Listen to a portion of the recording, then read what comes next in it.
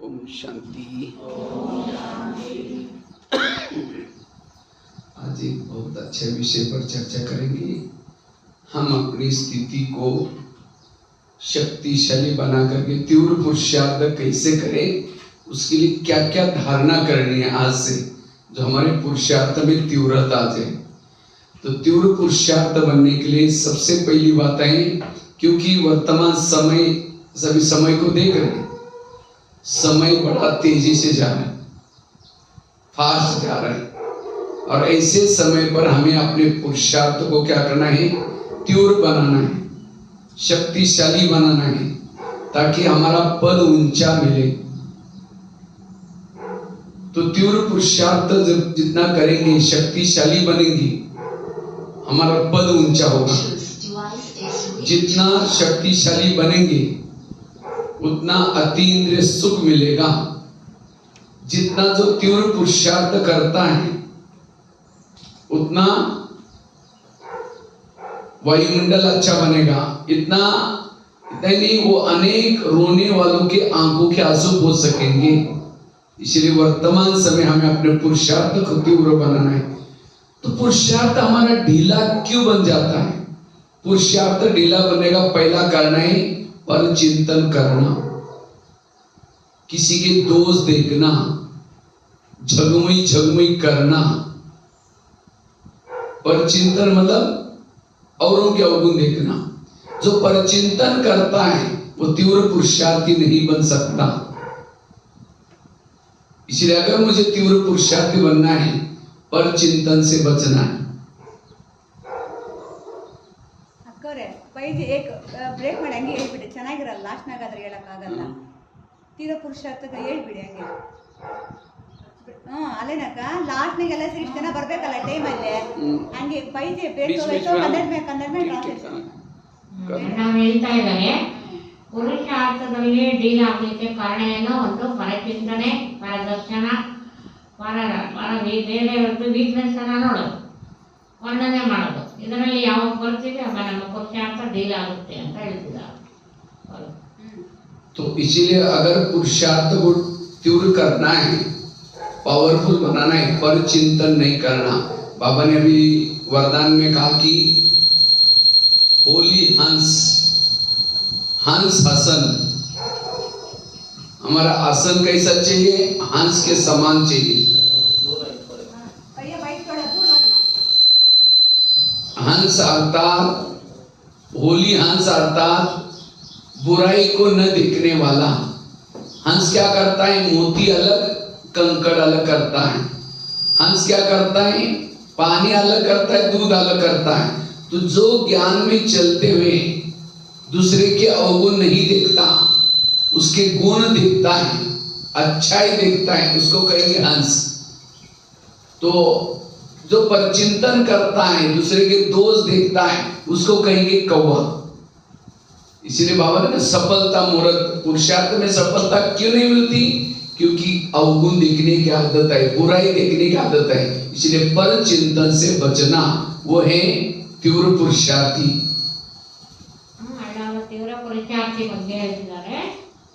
ಯಾವಾಗ ನಾವು ಹಂಸ ಬುದ್ಧಿ ಅಂದ್ರೆ ಹಂಸ, ಇವತ್ತು ವರ್ಣನೂ ಅದೇ ಇದೆ. ಯಾವಾಗ ಹಂಸಗಳಾಗ್ತೀವಿ ಅಂದರೆ ನಾವು ಬುದ್ಧಿ ಮನಸ್ಸನ್ನು ಕೊಯ್ದ ಇಟ್ಕೊಳ್ತೀವಿ, ಯಾವುದೇ ಪರಿಚಿಂತನೆ ಮಾಡಲ್ಲ, ಪರದೃಷ್ಟಿಯನ್ನು ಇಟ್ಕೊಳ್ಳೋದಿಲ್ಲ ಅಂದಾಗ ನಮ್ಮ ಮನಸ್ಸು ಬುದ್ಧಿ ಕೊಯ್ದೊಳಗಿರುತ್ತೆ. ಆವಾಗ ನಾವು ಎಲ್ಲದರಲ್ಲೂ ಸಫಲತೆ ಪಡ್ಕೊಳ್ತೀವಿ. ಯಾವಾಗ ನಾವು ಅದನ್ನು ಬೇರೆ ಪರಚಿಂತನೆಯಲ್ಲಿ, ಪರದರ್ಶನದಲ್ಲಿ ನಮ್ಮ ಮನಸ್ಸು ಬುದ್ಧಿ ಹೋಗ್ತಾ ಇರುತ್ತೆ ಅಂದರೆ ಆಗ ನಮಗೆ ಹಂಸ ಅಂತ ಹೇಳೋದಿಲ್ಲ, ಆಗ ನಮ್ಮದು ಸಫಲತೆನೂ ಕೂಡ ಆಗೋದಿಲ್ಲ. ಗೊತ್ತಿದೆ ಅಲ್ವಾ? ಯಾವಾಗ ಪುತ್ರ ಏನು ಮಾಡೋದು, ಹಂಸ ಏನು ಮಾಡ್ತದೆ, ಕೊಲ್ಲು ಮತ್ತು ಮುತ್ತುಗಳನ್ನು ಬೇರೆ ಬೇರೆ ಮಾಡುವ ಗುಣ ಇದೆ, ಅದು ನ್ಯಾಚುರಲ್ ಆಗಿದೆ. ಹಾಲು ನೀರು ಸೇರಿಸಿ ಟ್ರೈನ್ ಮಾಡ್ತದೆ, ಹಾಲು ಮಾತ್ರ ಹೀರ್ಕೊಳ್ತದೆ, ನೀರು ಬಿಟ್ಬಿಡ್ತದೆ. ಹಾಗೆ ಅದಕ್ಕೆ ಯಾವ ಥರ ಶಕ್ತಿ ಇದೆಯೋ ಹಾಗೆ ನಮ್ಮದು ಹಂಸಗಳಾಗಬೇಕು ಅಂದರೆ ನಮ್ಮಲ್ಲಿ ಯಾವೊಂದು ವ್ಯರ್ಥ ಯಾವುದು, ಕಲ್ಲು ಯಾವುದು, ಅದನ್ನು ಪೂರ್ಸೋ ಶಕ್ತಿ ಇರಬೇಕು. ಅದನ್ನು ಮಾತ್ರ ನಾವು ಶ್ರೇಷ್ಠವಾದ್ದು ಸಮರ್ಥವಾದ್ದು ಮಾತ್ರ ಆರಿಸ್ಕೊಂಡ್ರೆ ನಮಗೆ ಹಂಸ ಅಂತಾರೆ, ಇಲ್ಲ ಅಂದರೆ ಕೊಲ್ ಬುದ್ಧಿ ಅಂತ ಹೇಳ್ತಾರೆ. जो एक दूसरे के अवगुण देखता है, बुराई देखता है, उसके दिमाग में ज्ञान नहीं बैठ सकता, उसके दिमाग में मुरली के पॉइंट्स नहीं बैठ सकते। और जिसके बुद्धि में मुरली के पॉइंट नहीं, ज्ञान के पॉइंट नहीं, वो तीव्र पुरुषार्थ में क्या करेगा? खुशी नहीं, वायुमंडल को खराब करता है। इसलिए अगर मुझे तीव्र पुरुषार्थी बनना है, किसी के भी दोष नहीं देखो, पर चिंतन नहीं करो। ನಾವು ಹೇಳ್ತಾ ಇದ್ದಾರೆ, ಒಂದು ವೇಳೆ ನಾವು ತೀವ್ರ ಪುರುಷಾರ್ಥಿ ಆಗ್ಬೇಕು ಅಂತ ಇರ್ತಾ ಇದ್ರೆ ಈ ಪರಚಿಂತನೆ ಪರದರ್ಶನ ಎಲ್ಲ ಮಾಡೋದು ಬಂದ್ ಮಾಡ್ಬೇಕು. ಯಾವಾಗ ಅದು ಬಂದ್ ಆಗುತ್ತೆ ಆಗಲೇ ನಾವು ತೀವ್ರ ಪುರುಷಾರ್ಥಿ ಆಗ್ಲಿಕ್ಕೆ ಸಾಧ್ಯ. ಯಾಕೆಂದ್ರೆ ತೀವ್ರ ಪುರುಷಾರ್ಥಿ ಆಗಿಲ್ಲ ಅಂದ್ರೆ ಈ ಅವಗುಣ ನೋಡೋದು, ಅವರ ದೃಷ್ಟಿಯಲ್ಲಿ ಬೇರೆಯವ್ರ ದುರ್ಬಲತೆ ನೋಡ್ತೀವಿ ಅಂದ್ರೆ ನಾವು ವಾತಾವರಣವನ್ನು ಕೂಡ ಕೆಡಿಸೋರಾಗ್ತೀವಿ ಅಂತ ಹೇಳ್ತಿದ್ದಾರೆ. पर चिंतन करने वालों को भगवान प्यार नहीं करेगा। जैसे किसी के घर में जाओ, उनके बच्चे भी बैठे, बाप भी बैठा है, बच्चों को कहेंगे बच्चा ठीक नहीं, नालायक है, ऐसे वैसे बुराई करेगा और उस बाप की महिमा करेगा, बाप को थोड़ी अच्छा लगेगा। बाप कहेगा तुम पहले यहाँ से भाग जाओ। इसी तरह सारा दिन दूसरे के अवगुण देखते हैं, फलानी ऐसी है, मेरी भाभी ऐसी है, पड़ोसनी ऐसी है, सारा दिन दूसरे के दोष देखेंगे और शाम को आकर के कहेंगे मीठे बाबा, प्यारे बाबा, शांति के सागर, दया के सागर। बाबा कहेगा तुम पहले यहाँ से भाग जाओ, तुमने मेरे बच्चों को गिलानी की। भगवान से प्यार करने के से पहले भगवान ने रची दुनिया का हर इंसान हमें प्रिय चाहिए, इसलिए कभी भी परचिंतन ना करो। ನಾವು ಹೇಳ್ತಿದ್ದಾರೆ, ಯಾವಾಗ ನಾವು ಭಗವಂತನ ಪ್ರೀತಿ ಮಾಡ್ತೀವಿ ಅಂದ್ರೆ ಭಗವಂತನಿಗೆ ಯಾವ್ದು ಪ್ರಿಯ ಆಗುತ್ತೋ ಅದನ್ನು ಮಾಡಬೇಕು. ಪರಚಿಂತನೆ ಪರದರ್ಶನ ಅದು ಭಗವಂತನಿಗೆ ಪ್ರಿಯ ಆಗೋದಿಲ್ಲ. ಆಮೇಲೆ ನಾವು ಎಷ್ಟೇ ಪ್ರೀತಿಯಿಂದ ಬಾಬಾ ಅಂತ ಹೇಳ್ಬೋದು, ಬೆಳಗಿನ ತನಕ ಪರಚಿಂತನೆ ಪರದರ್ಶನ ಮಾಡ್ತಾ ಇದ್ರೆ ಬಾಬಾರವ್ರ ಜೊತೆ ಪ್ರೀತಿ ಹೋಗ್ತಲ್ಲ, ಬಾಬಾರವರು ನಮ್ಮನ್ನು ಪ್ರೀತಿ ಮಾಡೋಕ್ಕಾಗಲ್ಲ ಅಂತ. ಯಾಕಂದ್ರೆ ಅದು ಏನಾಗ್ಬಿಡ್ತದೆ, ಪರದರ್ಶನ ಪರಚಿಂತನೆ ನಮ್ಮನ್ನು ಭಗವಂತನಿಂದ ದೂರ ಮಾಡುತ್ತೆ ಅಂತ ಹೇಳ್ತಾರೆ. तो इसलिए पर चिंतन से बचना है। कई कहते हम करते नहीं, कोई आकर सुनाता है तो क्या करें? क्यों सुनाता है? हम कहते अच्छा और क्या हुआ, अच्छा और क्या हुआ। उठ के भी जा रहे, कहेंगे चाय पानी पी के जाना, बताओ ना और क्या हुआ। अब पर चिंतन सुनाने वाला और कचरा डालने वालों को चाय पानी पिला रहे। अब एक दिन उनकी बातों को सुनेंगे, उसको चाय पानी पिलाएंगे, रोज आकर के आपके दिमाग में कचरा डाल के जाएगा, और जहाँ कचरा है वहाँ भगवान कैसा रहेगा। इसलिए अगर मुझे तीव्र पुरुषार्थ बनना है, ये पर चिंतन करने का टाइम नहीं है, अपने विकर्म विनाश करने का टाइम है, परमात्मा का ध्यान लगाने का टाइम है। इसलिए तीव्र पुरुषार्थ में विघ्न है ये पर चिंतन। ಹೇಳ್ತಿದ್ದಾರೆ, ಯಾವಾಗ ಬೇರೆ ಹೇಳೋ ಮಾತುಗಳನ್ನ ಕೇಳ್ತೀವಿ, ಪರಚಿಂತನೆ ಪರದರ್ಶನ ಅಂತ ಮಾತು ಕೇಳ್ತೀವಿ ಅಂದ್ರೆ ಏನಾಗ್ಬಿಡ್ತದೆ, ನಮ್ಮೊಳಗಡೆ ನಾವೇ ಜಟ್ ಹಾಕೊಂಡಂಗೆ, ಗಲೀಜುಗಳು ನಾವೇ ತುಂಬ್ಕೊಂಡಂಗೆ. ಅವಾಗ ಏನಾಗುತ್ತೆ, ಗಲೀಜೆಲ್ಲ ತುಂಬ್ಕೊಂಡಾಗ ಸತ್ಯ ಚಿಂತನೆ ಒಳ್ಳೆ ಚಿಂತನೆ ಮಾಡಬೇಕು ಅಂದ್ರೂ ಬರಲ್ಲ, ಮಾಡೋಕ್ಕಾಗೋದಿಲ್ಲ. ಯಾಕೆಂದರೆ ಏನು ಬುದ್ಧಿ ಹಾಕ್ಕೊಂಡಿರ್ತೀವಿ ಅದೇ ತಾನೇ ಗೊತ್ತಾಗಿರುತ್ತೆ. ಅದರಿಂದ ನಾವು ತೀವ್ರ ಪುರುಷಾರ್ಥಿ ಆಗಬೇಕಂದ್ರೆ ನಮಗೆ ವ್ಯರ್ಥವನ್ನು ಕೇಳೋಕ್ಕೆ, ತಿಳ್ಕೊಳ್ಳೋಕ್ಕೆ ಅಥವಾ ಹೇಳೋಕ್ಕೆ ಪುರುಷತೆ ಇಲ್ಲ. ಆ ಥರ ನಾವು ವಿದ್ಯೆಯಲ್ಲಿ ಇಟ್ಕೋಬೇಕು ಅಂತ ಹೇಳ್ತಾರೆ. ಅವಾಗ ಕೇಳ್ತೀವಿ, ಒಳಗಡೆ ಕೂತ್ಕೊಳ್ಳುತ್ತೆ. ಒಳಗಡೆ ಕೂತಾಗ ಅದೇನು ಮಾಡ್ತದೆ, ಅದೇ ಕೆಲಸನೇ ಬುದ್ಧಿ ಮಾಡ್ತಾ ಇರುತ್ತೆ. ಅದರಿಂದ ಈ ಪರಚಿಂತನೆ ಅನ್ನೋದು ನಮ್ಮನ್ನೇನು ಮಾಡ್ತದೆ, ಒಳಗಡೆ ಆತ್ಮದಲ್ಲಿ ಕೊಳಕನ್ನು ತುಂಬಿಸ್ಕೊಳ್ಳೋದಾಗುತ್ತೆ ಅಂತ ಹೇಳ್ತಿದ್ದಾರೆ. जैसे आपके घर में कोई कचरा ला करके डालेगा तो क्या करेंगे, कहेंगे हाँ आपका रोज धन्यवाद, रोज आया करो, जहाँ पूजा होती है वहां डाला करो। इसी तरह कचरा डालने वाले को तो पसंद नहीं करते। इसी तरह व्यर्थ बातें सुनाने वाला, परचिंतन सुनाने वाला, वो कचरे वाली बातें सुनाता है। ऐसी बातों से बचना, जिसको बाबा के शब्द में बाबा कहते बच्चे संग दोष से बचे रहो।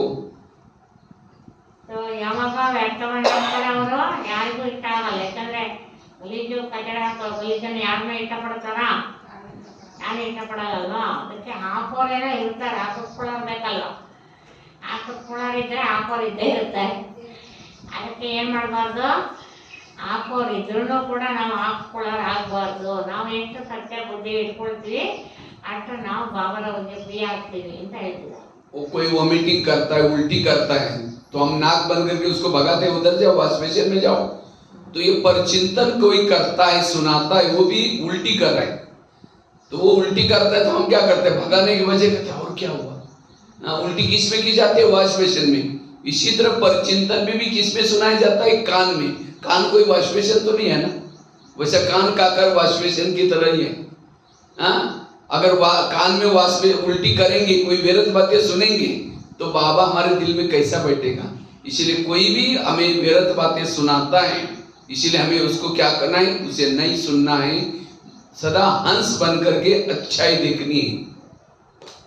ಹೇಗೆ ವಾಮಿಟ್ ಮಾಡಿರೋ ಜಾಗ ಏನಾಗುತ್ತೆ, ಗಲೀಜಾಗುತ್ತಲ್ವ, ಗಲೀಜಾಗಲ್ವ. ಹಾಗೆ ನಮ್ಮೊಳಗಡೆ ಏನಾಗುತ್ತೆ, ಯಾವಾಗ ವ್ಯರ್ಥ ಯಾವ್ದಾದ್ರು ಕೇಳ್ತೀವಿ, ವ್ಯರ್ಥ ಹೇಳ್ತೀವಿ ಅಂದಾಗ ಒಳಗಡೆ ಗಲೀಜು ತುಂಬ್ಕೊಂಡಂಗಾಗುತ್ತೆ. ಯಾವಾಗ ಗಲೀಜು ತುಂಬ್ಕೊಂತೀವಿ ಅಲ್ಲಿ ಬಾಬಾ ಕುತ್ಕೊಳ್ಳೋಕ್ಕಾಗುತ್ತಾ, ಅದರಿಂದ ಬಾಬಾ ಕುತ್ಕೊಳ್ಳೋಕ್ಕಾಗಲ್ಲ. ಎಷ್ಟು ಶುದ್ಧವಾಗಿ ಇಟ್ಕೊಳ್ತೀವಿ, ನಾವು ವ್ಯರ್ಥ ಕೇಳೋದಿಲ್ಲ, ಯಾರಿಗೆ ವ್ಯರ್ಥ ಹೇಳೋದಿಲ್ಲ ಅಂದಾಗ ನಾವು ಶುದ್ಧ ಮನಸ್ಸಿರುತ್ತದೆ, ಅಲ್ಲಿ ಭಗವಂತ ಕುತ್ಕೊಳ್ಳಿಕ್ಕೆ ಸಾಧ್ಯ ಅಂತ. पर चिंतन करने वालों के दिमाग में उसको सुख शांति का अनुभव भी नहीं होगा उसको। एक शिष्य था, भगवान के पास जाता है, कहता है भगवान मैं जीवन में आगे बढ़ना चाहता हूँ, उन्नति करना चाहता हूँ। भगवान ने कहा ठीक है, मैं तुमको इसके लिए वरदान देता हूँ, साथ में 2 थैले देता हूँ। एक थैले को तुम पीठ के पीछे रखना और दूसरे थैले को आगे रखना, ऐसे करके बताया। ಭಗವಂತ ನಮ್ಮನ್ನೇನು ಮಾಡೋಕ್ಕೆ ಇಷ್ಟಪಡ್ತಾರೆ, ಸುಖ ಶಾಂತಿಯಾಗಿರಲಿ, ನನ್ನ ಮಕ್ಕಳು ಸುಖವಾಗಿರಲಿ ಅಂತ ಇಷ್ಟಪಡ್ತಾರೆ. ಹಾಗಾಗಿ ಮಕ್ಕಳ ಸುಖಕ್ಕೋಸ್ಕರ ಬಾಬಾ ಏನು ಹೇಳ್ತಾರೆ, ಯುಕ್ತಿಗಳನ್ನು ಹೇಳ್ಕೊಡ್ತಾರೆ, ಯಾವ ಥರ ನೀನು ನಮ್ಮ ಜೊತೆ कहानी ये एग्जाम्पल है। एक शिष्य था, भगवान के पास जाता है, कहता है भगवान मुझे सुख चाहिए, शांति चाहिए। तो भगवान ने कहा ठीक है, मैं तुम्हें वरदान देता हूँ, साथ में 2 थैले देता हूँ, एक को पीछे रखना, दूसरे को आगे रखना। ಅಂದರೆ ಭಗವಂತ ನಾವು ಮಕ್ಕಳಿಗೆ ಕೇಳ್ಕೊಂತೀವಿ, ಭಗವಂತ ನಾವು ಸುಖಿಯಾಗಿರಪ್ಪ, ನಮ್ಮ ಸುಖ ಕೊಡಪ್ಪ ಅಂತ. ಅವಾಗ ಭಗವಂತ ಹೇಳ್ತಾರೆ ಆಯಿತು, ನಾನು ಸುಖ ಕೊಡ್ತೀನಿ, ನಾನು ಹೇಳ್ದಂಗೆ ಕೇಳಿದೆ. ನಾನೇನು ಕೊಡ್ತೀನಿ ಅದನ್ನ ನೀವು ಅಕ್ಕಪಕ್ಕ ಇಟ್ಕೊಬೇಕು. ಯಾಕಂದರೆ ನಾನು ಕೊಡೋದು ಬಿಟ್ಬಿಟ್ಟು ಬೇರೆ ಕೊಡೋದು ಇಟ್ಕೊಂಡ್ರೆ ಅವಾಗ ಏನು ಸುಖ ಬರ್ತದೆ, ಎಲ್ಲಿಂದ ಬರ್ತದೆ, ಬರೋಕ್ಕಾಗುತ್ತಾ, ಆಗಲ್ಲ. ಅದರಿಂದ ಬಾಬಾ ಕೊಡೋದನ್ನು ನಾವೇನು ಮಾಡಬೇಕು, ಜೊತೆಲಿ ಇಟ್ಕೊಂಡಾಗ ಆ ಸುಖ ಶಾಂತಿ ಅನುಭವ ಮಾಡಲಿಕ್ಕೆ ಸಾಧ್ಯ. तो वो शिष्य चला गया, लेकिन भगवान ने कहा कि एक पीछे वाला जो थैला रखा है, उस थैले के अंदर तुम्हारे आस पास में जो भी लोग हैं, उन लोगों के अंदर क्या क्या बुराई है उसकी चिटकी बना करके उस थैले में डाला है। और भगवान ने कहा आगे वाला जो थैला है उसके अंदर तुम्हारे अंदर जो दोष है, बुराई है, वो आगे वाले थैले में डाला है, लेकिन पीछे वाले थैले को बांध कर रखना, उसको देखना नहीं, किसी को दिखाना नहीं, और आगे वाले थैले को खुला रखना, बार बार देखना मेरे अंदर क्या बुराई है और उसको परिवर्तन करना। इतना करो तुम्हें सुख शांति मिलेगा। ऐसे करके भगवान ने क्या किया, उस थैले दिया, वरदान दिया, चला गया उसी से। ಯಾರು ನಮ್ಮ ಹಿಂದೆ ಏನೆಲ್ಲ ವ್ಯರ್ಥ ಹೇಳ್ತಾರೆ, ಆದರೆ ಅವ್ರು ವ್ಯರ್ಥ ಹೇಳೋದನ್ನ ನಾವು ಮುಂದ್ಗಡೆ ಏನು ಮಾಡಬೇಕು, ಭಗವಂತ ಹೇಳಿದ್ದು ಇಟ್ಕೊಂಡು ಅವ್ರು ಹೇಳಿದ್ದು ನಾನು ಕೇಳ್ತಾ ಇದ್ದೀರಾ, ನಾನು ಮಾಡ್ತಾ ಇದ್ದೀರಾ, ಪದೇ ಪದೇ ನೋಡ್ಕೋಬೇಕು. ಯಾಕಂದರೆ ಬೇರೆಯವ್ರು ಹೇಳೋದು ನಮಗೆ ಕಿವಿಗಳು ಹೋಗುತ್ತೆ, ಭಗವಂತ ಹೇಳೋದು ಏನಾಗುತ್ತೆ, ಮಾಡ್ತಾ ಹೋಗ್ತದೆ. ಪರಮಾತ್ಮ ಹೇಳೋದನ್ನು ಮಾಡಿಸ್ಬಿಡ್ತೀವಿ, ಜನ ಹೇಳೋದನ್ನ ನೆನ್ಪಿಟ್ಕೊತೀವಿ. ಆದರೆ ಏನು ಮಾಡಬೇಕು, ಅದನ್ನು ಹಿಂದೆ ಇಟ್ಬಿಟ್ಟು ಅದನ್ನು ಹಿಂದೆ ಇಟ್ಬಿಡ್ಬೇಕು. ನೀವು ಮುಂದೆ ನಿಮ್ಮ ಸ್ವಾವನ್ನತಿ ಬಗ್ಗೆ ಗಮನ ಕೊಡಬೇಕು, ನಿಮ್ಮ ಬಗ್ಗೆ ನೀವು ಚಿಂತನೆ ಮಾಡ್ಕೋಬೇಕು. ಯಾವ್ದು ತಗೋಬೇಕು ಯಾವ್ದು ತಗೋಬಾರ್ದು ಅನ್ನೋ ಬುದ್ಧಿ ನಮ್ಗೆ ಸ್ವಯಂದಿರ್ಬೇಕಲ್ವ, ಆವಾಗ ನಾವು ಸುಖ ಶಾಂತಿ ಪಡ್ಕೊಳಕ್ಕಾಗುತ್ತೆ ಅಂತ ಹೇಳ್ತೀವಿ. वो व्यक्ति वो शिष्य क्या करता है, थैले लेके चला गया। कुछ साल के बाद क्या करता है, वो दूसरे की बुराई का जो पीछे रखा था उसको थैले को आगे करता है, और अपनी बुराई को थैले को पीछे रखता है। दूसरे की बुराई को थैले को खोल देता है और देखता है उसके अंदर क्या क्या चिटकियां लिखी है, कि उसके अंदर क्या क्या बुराई है। वो खुद चिंतन करता है, दूसरों को सुनाता है, तो उसको जो वरदान मिला था सुख शांति का, वो उल्टा हो गया, क्योंकि थैले उल्टा किया। ಏನು ಮಾಡ್ತಾರೆ, ಯಾರನ್ನ ದೂರ ಹೇಳೋರು ತಮ್ಮ ದುರ್ಬಲತೆ ಬಚ್ಚಿಟ್ಕೊಳ್ತಾರೆ, ಬೇರೆ ದುರ್ಬಲತೆ ಒಳ್ಳೆಯದೇ ಮಾಡ್ತಾ ಹೋಗ್ತಾರೆ. ಅವಾಗ ಏನಾಗುತ್ತೆ, ಭಗವಂತ ಹೇಳಿದ್ದು ಒಂದು, ಎಲ್ಲರಿಗೂ ವಿಶೇಷತೆ ಹೇಳಿ ಎಲ್ಲರಿಗೂ ಗುಣಗಳು ಮಹಿಮೆ ಮಾಡಿ ಅಂತಾರೆ. ಆದರೆ ಇವ್ರು ಮಾಡೋದೇನೋ ಬೇರೆ ದುರ್ಬಲತೆಗಳನ್ನ ಒಳ್ಳೆಯದೇ ಮಾಡ್ತಾರೆ. ಅವರು ಸ್ವಯಂನ ದುರ್ಬಲತೆಗಳನ್ನ ಬಚ್ಚಿಟ್ಕೊಳ್ಳೋದ್ರಿಂದ ಭಗವಂತ ಏನು ಸುಖ ಶಾಂತಿ ನೀವು ಕೊಡಬೇಕು ಅಂತ ಅನ್ಕೊಂಡಿರ್ತೀರ, ಅದು ಉಲ್ಟಾಗೋಗ್ತದೆ ಅಂತ. ನಿಮಗೆ ಸಿಗೋ ಸುಖ ಶಾಂತಿ ಇನ್ಯಾರಿಗೂ ಹೊಂಟೋಗುತ್ತೆ, ನಿಮ್ಗೇನಾಗ್ಬಿಡ್ತದೆ, ಸುಖ ಶಾಂತಿ ದೂರ ಆಗ್ತದೆ ಅಂತ ನಿಮಗೆ ಕೊಡೋಕ್ಕೆ ಬಂದಿದ್ದು ಭಗವಂತ, ಯಾರಿಗೂ ಕೊಡೋಕ್ಕಲ್ಲ. ಅಂದರೆ ನಾವು ಅದನ್ನು ಯಾವ ಥರ ಯೂಸ್ ಮಾಡ್ತೀವಿ ಆ ಥರದಲ್ಲಿ ಬರ್ತದೆ. ಅದರಿಂದ ಸ್ವಯಂನ ದುರ್ಬಲತೆ ದೂರ ಮಾಡ್ಕೋಬೇಕು ಹೊರತು ಯಾರ ದುರ್ಬಲತೆನ ನಾವು ವರ್ಣನೆ ಮಾಡಬಾರ್ದು ಅಂತ ಹೇಳ್ತಿದ್ದಾರೆ. तो जैसे थैले आगे का पीछे किया वो और ही दुखी हो गया, अशांत हो गया, फिर भगवान के पास आते कहते हैं भगवान मुझे बहुत दुख मिला, मैं बहुत दुखी हूँ, मुझे सुख नहीं मिल रहे हैं, आपने वरदान भी दिया था। तो भगवान ने कहा अच्छा मैंने थैले दिया, 2 थैले दिया था, बैग, तुमने उसको कहाँ रखा? कहता हाँ भगवान मैंने कभी कभी चेंज किया था, दूसरे की बुराई को आगे किया था और अपनी बुराई को पीछे किया था। भगवान ने कहा यही तुम्हारे दुखों का कारण है। तो आज हमारे जीवन में जो दुख है, अशांति है, क्यों? हम दूसरों को देखते फलाना ऐसा करता है, ये ऐसा करता है। इसीलिए आज से हमें अगर तीव्र पुरुषार्थी बनना है, योगी बनना है, तो दूसरे को देखना बंद करना है, अपने आप को देखो। ಬಾಬಾ ನಾವು ಕೇಳ್ತೀವಿ ಅಷ್ಟೇ, ಬಾಬಾ ನಾನು ಹೇಳ್ದಂಗೆ ಕೇಳ್ತೀನಿ, ನೀವು ಹೇಳಿದ್ದೆಲ್ಲ ಮಾಡ್ತೀನಿ, ಆದರೂ ನಂಗೆ ಯಾಕೆ ದುಃಖ ಶಾಂತಿ ಚಿಂತೆ ಎಲ್ಲ ಇದೆ ಅಂತ. ಭಗವಂತ ಅಷ್ಟೇ ನಾನು ಎಲ್ಲ ಕೊಟ್ಟಿದ್ದೀನಿ ಅಲ್ವ, ವರದಾನ ಎಲ್ಲ ಕೊಟ್ಟಿದ್ದೀನಿ, ಅದನ್ನೇನು ಮಾಡಿದೆ ಮಗು ಅಂತ. ನೀವು ಕೊಟ್ಟಿದ್ದು ನಾನು ಹಿಂದೆ ಇಟ್ಟೆ, ಹಿಂದೆ ಇದ್ದು ಕೊಟ್ಟಿದ್ದು ಮುಂದೆ ಇಟ್ಕೊಂಡೆ, ಅದಕ್ಕೆ ನಾನು ತಿಂತೀನಿ ಅಲ್ವಾ. ಬಾಬಾ ಹೇಳ್ತಾರೆ ನಾನು ಹೇಳಿದ್ದೇನೋ ನೀವು ಮಾಡಿದ್ದೇನೋ, ನೀನು ಹಿಂಗೆ ಮಾಡಬೇಡ ನಾನು ಹೇಳಿದೆ, ಅದನ್ನು ನೀನು ಮುಂದೆ ಹಿಂದೆ ಇಟ್ಕೊಂಡ್ಬಿಟ್ಟೆ, ನಾನು ಹೇಳಿದ್ದು ಅಲ್ಲಿ ಹಿಂದೆ ಯಾರೋ ಹೇಳಿದ್ದ ಮುಂದಕ್ಕೆ ಇಟ್ಕೊಂಡ್ಬಿಟ್ಟೆ, ಅದಕ್ಕೆ ನೀನು ಸ್ವಲ್ಪ ದುಃಖ ಕಾಣ್ತಿದ್ದೆ ಅಂತ ಬಾಬಾ ಹೇಳ್ತಾರೆ. दूसरी बात है, दूसरा पुरुषार्थ है, अगर मुझे तीव्र पुरुषार्थी बनना है उसके लिए पहली बात है परचिंतन नहीं करना, थैले वाली कहानी याद रखना, दूसरे की बुराई को पीछे रखना और अपनी बुराई को आगे। दूसरी बात है अगर मुझे तीव्र पुरुषार्थ करना है उसके लिए श्रीमत का पालन करना है। जो श्रीमत का पालन नहीं करता उसका पुरुषार्थ ढीला होता है, उसके जीवन में विघ्न आते, समस्या आती। ನೋಡಿ ಬಾಬಾ ಹೇಳ್ತಿದ್ದಾರೆ ತೀವ್ರ ಪುರುಷಾರ್ಥಿ ಆಗ್ಬೇಕಂದ್ರೆ ಬಾಬಾ ಯಾವಾಗಲೂ ಏನು ಪಾಯಿಂಟ್ ಅಂತ ಹೇಳ್ತಾರೋ ಅದನ್ನು ನಾವು ಜೀವನದಲ್ಲಿ ಇಟ್ಕೊಂಡು ಶ್ರೀಮತದಂತೆ ನಡೀತಾ ಇರಬೇಕು. ಮೊದಲನೇದಾಗಿದೆ ಪರಚಿಂತನೆ, ಅದನ್ನು ಮೊದಲು ಬಿಡಬೇಕು. ಯಾವುದೇ ರೀತಿ ಪರಚಿಂತನೆಯನ್ನು ಮಾಡಬಾರ್ದು, ಸ್ವಚಿಂತನೆ ಮಾಡ್ತಾ ಇರಬೇಕು. ಸಂಯಮಕ್ಕೆ ಭಗವಂತ ಏನು ಕೊಡ್ತಾರೋ ಅದನ್ನು ನಾವು ಜೀವನದಲ್ಲಿ ಆಚರಣೆ ತರಬೇಕು, ಶ್ರೀಮತದಂತೆ ನಡಿಬೇಕು. ಆಗ ತೀವ್ರ ಪುರುಷಾರ್ಥಿ ಆಗ್ತೀವಿ. ಒಂದು ವೇಳೆ ಪರಚಿಂತನೆ ಇರ್ತಂದ್ರೆ ನಮ್ಮ ಪುರುಷಾರ್ಥ ಧೀರ ಆಗ್ಬಿಡುತ್ತೆ.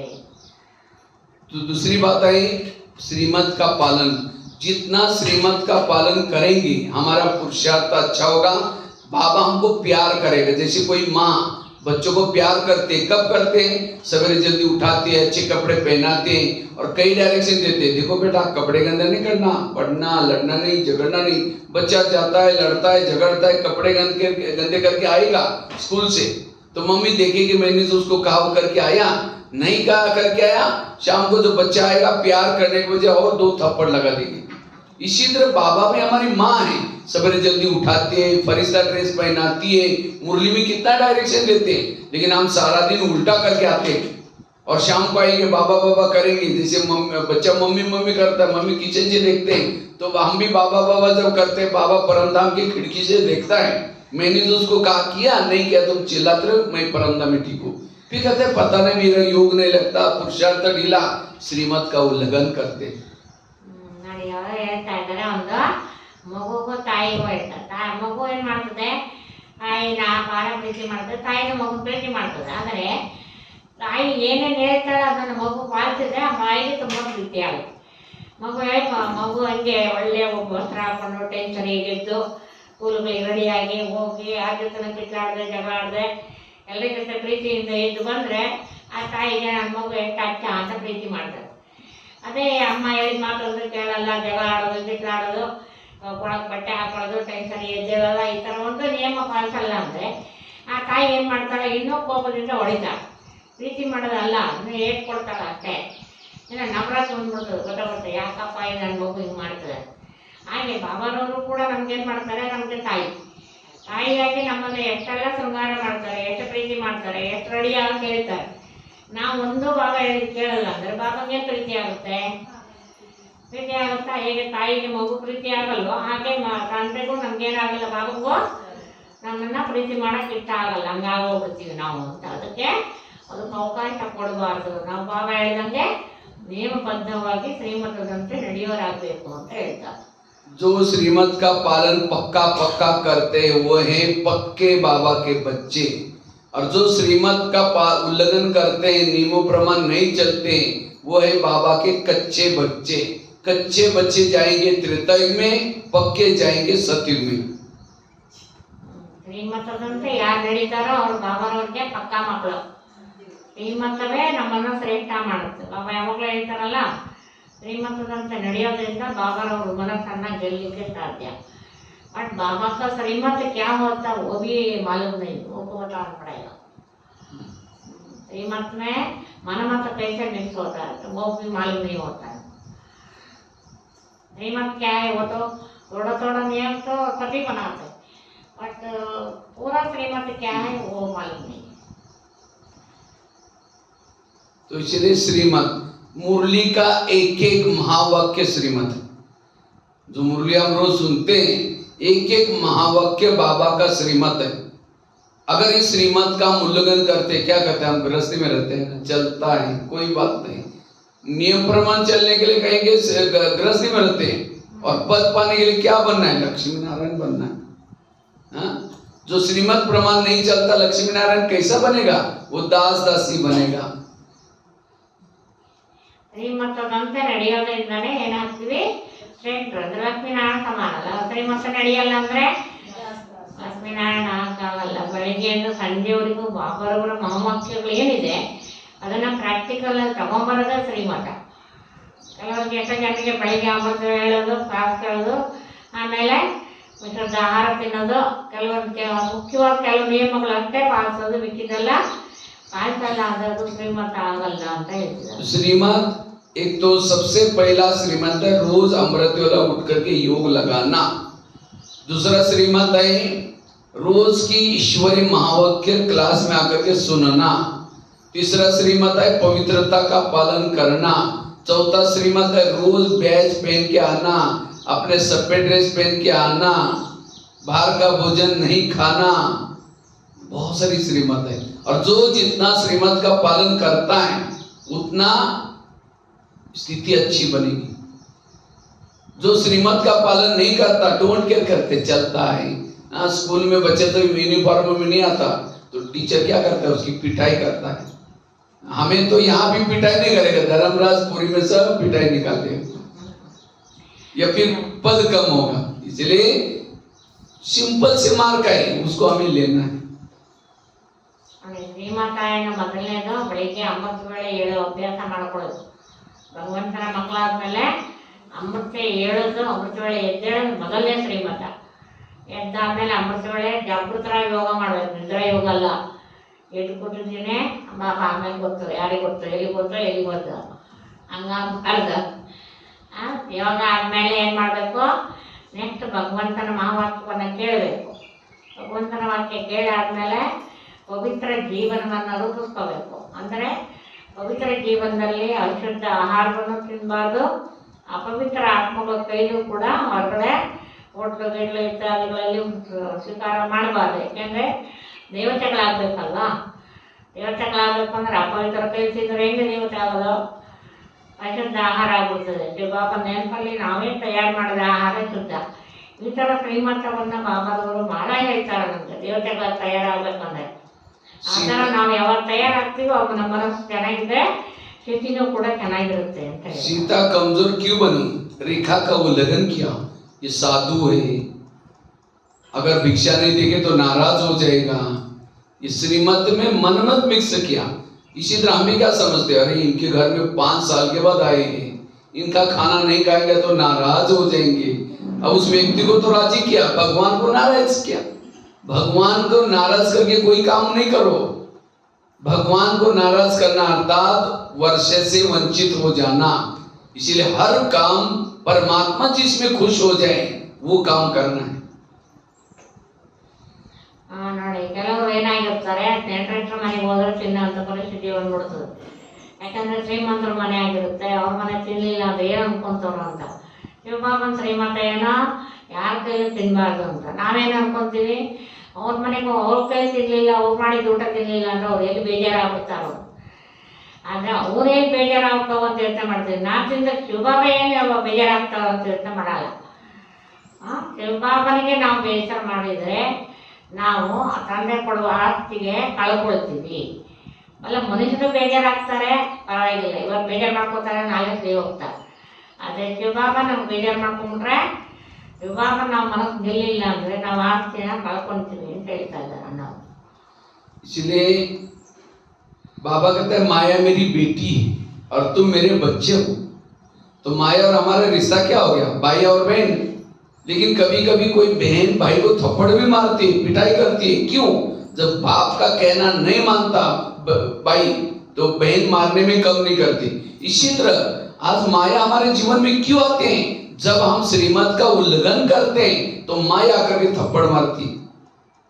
इसलिए हर श्रीमत रोज अमृत वाला उठो, योग लगाओ, श्रीमत प्रमाण चलो तो माया खुश हो जाती है, ताली बजाते, वाह मेरा भैया कितनी अच्छी कमाई कर रहा है। इसलिए श्रीमत का कभी उल्लंघन ना करो, नहीं तो माया थप्पड़ मारेगी। ನಾಳೆ ಶ್ರೀಮತದ ಉಲ್ಲಂಘನೆ ಮಾಡಿದಾಗ ಮಾಯನ ನಾವು ಪೇಟ್ ಕೊಡ್ತದೆ. ಮಾಯ ರೋಜ ಬಂದ್ಬಿಡುತ್ತೆ, ಶಿವಬಾಬಾ ಹೇಳಿದ್ ಕೇಳಲ್ಲ ಅಂತ. ಅದಕ್ಕೆ ಬಾಬಾ ಮನೆ ಏನು ಹೇಳಿದ್ರು, ಒಂದು ಮುಳ್ಳಿನಲ್ಲಿ ಮಾಯಿನ ನಾನು ದೊಡ್ಡ ಮಗಳು ಅಂದರು ಅಲ್ವಾ. ಮಾಯಿ ಏನು ಮಾಡ್ತದೆ, ನೀವು ನಾನು ಹೇಳಿದ ಮಾತು ಕೇಳಲ್ಲ ಅಂದರೆ, ಶಿವಬಾಬಾ ಹೇಳಿದ ಮಾತು ಕೇಳಲ್ಲ ಅಂದರೆ ಅದು ಬುದ್ಧಿ ಕಲಿಸ್ಕೊಡ್ತದೆ ಅಲ್ವಾ. ಇಲ್ಲ ಅಂದರೆ ನಾವು ನೇಮದಂತೆ ನಡೆದಿಲ್ಲ ಅಂದರೆ ಶಿವಬಾಬಾ ಅಂತೂ ಪೆಟ್ಟು ಕೊಡಲ್ಲ. ಪೆಟ್ಟು ಕೊಡೋದು ಯಾರು?